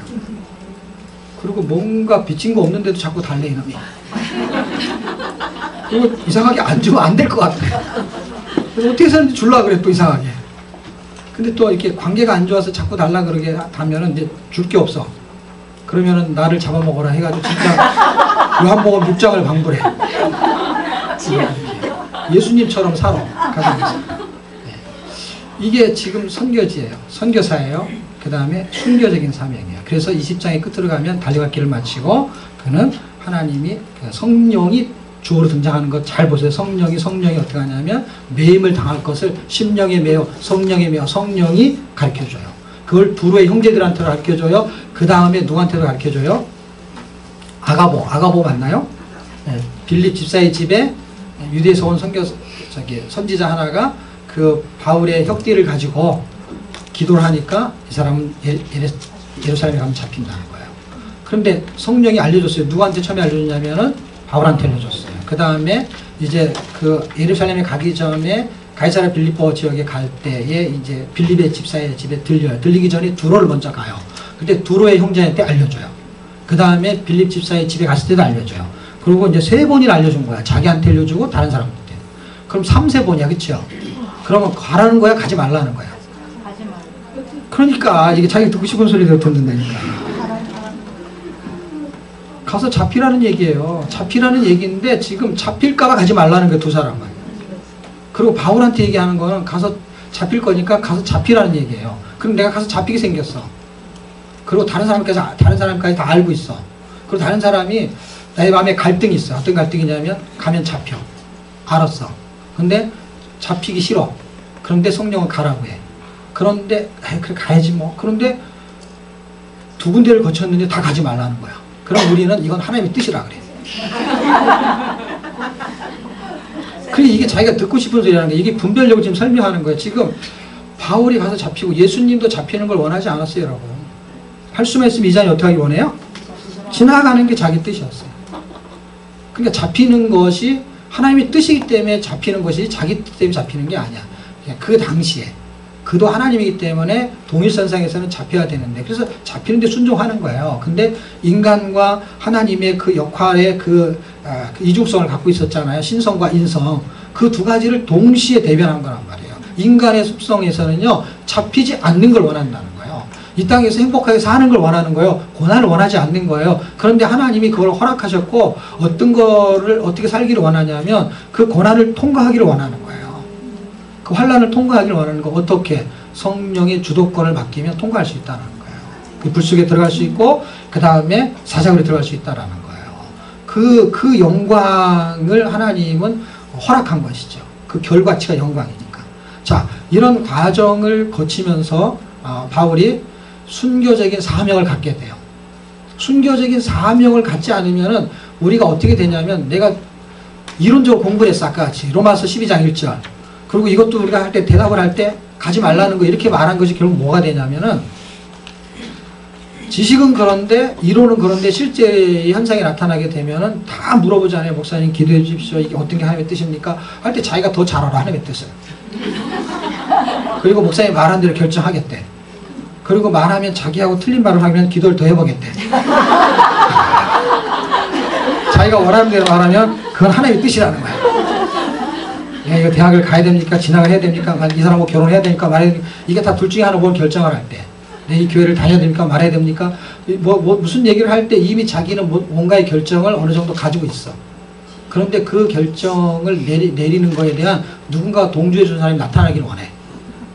근데 지금 바울이 그 자기 어떤 심 속에 있는 어떤 걸 인간의 마음에 동정하는 사람이 두 군데서 나타났어요. 그런데 이 사람은 텍스트를 갖고 있었어요. 어떤 텍스트? 자기 생각과, 그 사람들도 바보가 아니에요. 왜냐면 신령한 사람들이에요. 그 신령한 사람들이 기도할 때 잡힌다는 거예요. 잡힌다고 했을 때 도망가기를 원했지만, 그때 하나님이 주는 사인이 뭐냐면 잡히기를 원했던 거예요. 그래서 왜 잡힌 걸 원한 걸 어떻게 알 수 있냐면, 그가 잡혔을 때 상황을 보면 알 수 있어요. 잡혔을 때 잡힐 만한 이유가 있었어요? 없었어요? 없었어요. 뭐 때문에 잡혔냐면 오해 때문에 잡힌 거 아시죠? 오해를 사기 위해서라도 잡히게 했어요. 그럼 무슨 얘기예요? 하나님이 잡히게 하시겠다라는 걸 강력하게 갖고 있었어요. 그럼 잘 생각해 보세요. 거기를 안 가고 딴 데 도망갔다고 가정해요. 그러면은 거기서 잡히는 거예요. 거기서 잡힐래요? 여기서 잡힐래요? 지금 여기서 잡힐래요? 아니면 집에 가다가 잡힐래요? 여기서 잡혀가는 게 왜 여기서 잡혀가는 게 아니냐면, 집에 갈 때는요, 내가 신경 써서 가야 돼. 여기서 잡히면 집에까지 데려다 줘. 정말이라니까. 지금 바울이 어디 가고 싶었어요? 로마 거쳐가고 어디 가려고 그랬죠? 근데 그거를요, 군사가 오해해서 데려다 줘. 중간에 있지, 잔챙이들 다 제거하고. 이 성경이 얼마나 재밌어. 아니, 이걸 보면은요, 자기가 생각하지 않았는데 잡히기는 잡힐 건데, 어떻게 잡히느냐 할 때 억울하게 잡혔어요, 여러분. 억울하게 잡힌 게 낫겠어요? 아니면은 진짜 잘못해 잡힌 게 낫겠어요? 그게 이게 잘 생각해 보세요. 지금 내가 뭔가 억울하게 잡혔는데 이게 영광스러운 거야. 근데 우리 억울하면 절대로 억울했기 때문에 강변을 합니다. 근데 이런 일을 하나님이 지금 만들겠다는 거잖아요. 만들려고 했을 때 억울하게 잡히는 것이 당위성이 있는가, 나한테. 근데 진짜 지가 잘못해 잡혔어요. 그럼 어떤 일인지 아세요? 천부장이 이 사람을 데리고 있다가 그 다음에 그 백부장들 둘을 시켜가지고 다시 가이사라 거기에 총독인들 보내고, 그리고 거기서 이 사람이 또 배를 타고 유라굴로 강풀만데 갈 때, 저놈은 진짜 악하고 독하고 나쁜 놈이야. 그래서 잡힌 놈이야. 아니 그것 때문에 잡혔다면, 그러면은 276명이 그 배를 타고 있을 때 다 도망갈까봐, 옛날에는 제수가 도망가면은 간수가 죽어야 되는 거예요. 그래서 그놈들이 도망갈까봐 죽이자고 했는데, 누구 때문에 안 죽였는지 아시죠? 바울 하나 살리려고 270명을 다 살렸어요. 백부장이 그래서 살린 거예요. 저 사람은 죄가 없다는 거예요. 죄가 없는데 잡힌 거예요. 그리고 나머지는 죄가 있어서 잡힌 거예요. 그러면 죽여도 괜찮은데 이 사람은 죽이면 안 되는 거예요. 이 사람 하나 때문에 다 산 거예요. 예를 들면 그 분위기가. 그런데 거기서 이놈이 바울이 잘못하고 잡혔으면 그런 사건이 안 벌어지는 것이죠. 그러니까 하나님은 오해로 잡히게 한 거예요. 우리가 억울하게 당하는 거, 여러분 지금 당장 억울하지만 다른 걸 생각해 보십시오. 그럼 억울한 게 좋은 거야. 왜냐하면 고구마 전도한거 있는 게 아니라 진돗개 전도한 거 있어요. 진돗개 전도왕은 자기 아내를 죽도록 핍박하다가 예수 믿게 된 사람이에요. 그러면 제일 억울한 사람이 누구냐면 그 사람 아내예요. 그런데 그걸 그냥 당한 거예요. 근데 이 사람이 진돗개 전도왕이 됐어요. 전도왕이 되면서요, 그 왕자에 누가 앉냐면 그 아내가 앉아있는 거예요. 그럼 가는 데마다 이 사람 누구 얘기를 하냐면 자기 아내 얘기를 안 하면 이게 간증을 할 수가 없어, 간증을. 그리고 그게 자기가 한 게 잘못됐다는 거를 밖에 말할 말이 없어, 이 사람이. 그러니까 아무 잘못 없이 당한 거야. 아무 잘못 없이 당한 것이 뭘 만들어낸 거예요? 진돗개 전도를 만들어 다른 사람 전도하시게 만든 거예요. 이 사람이 사도 바울이 아무런 잘못이 잡혀가지고요, 누가 구원을 체포를 당해 누가 구원을 받냐면요, 멜리세습 전체가 구원을 받아요. 그리고 엄마가 구원을 받게 됩니다. 예수 그리스도 아무 잘못이 잡혔어요. 그래서 인류가 구원받는 거예요, 여러분. 여러분이 집에 가서 좀 잡히시길 바랍니다. 그래야 누가 구원을 받아요? 여러분의 가정이 구원을 받는 거예요. 그럼 손해봅니까? 절대 아니에요. 빌립보서 2장 읽어보십시오. 그렇게 억울하게 죽었어요. 억울하다는 거는 잘못 없이. 그랬을 때 모든 무릎이, 진돗개 전도왕이 껌뻑 죽는 게 누구냐면 자기 아내예요. 그렇게 되면 역전이 일어납니다. 어떤 역전이요? 모든 무릎이 그리스도 앞에 꿇죠. 모든 입이 그를 주로 시인하죠. 네, 그 영광이 억울하게 당할 때 가장 강하게 나타납니다. 더 안 해도 되겠죠.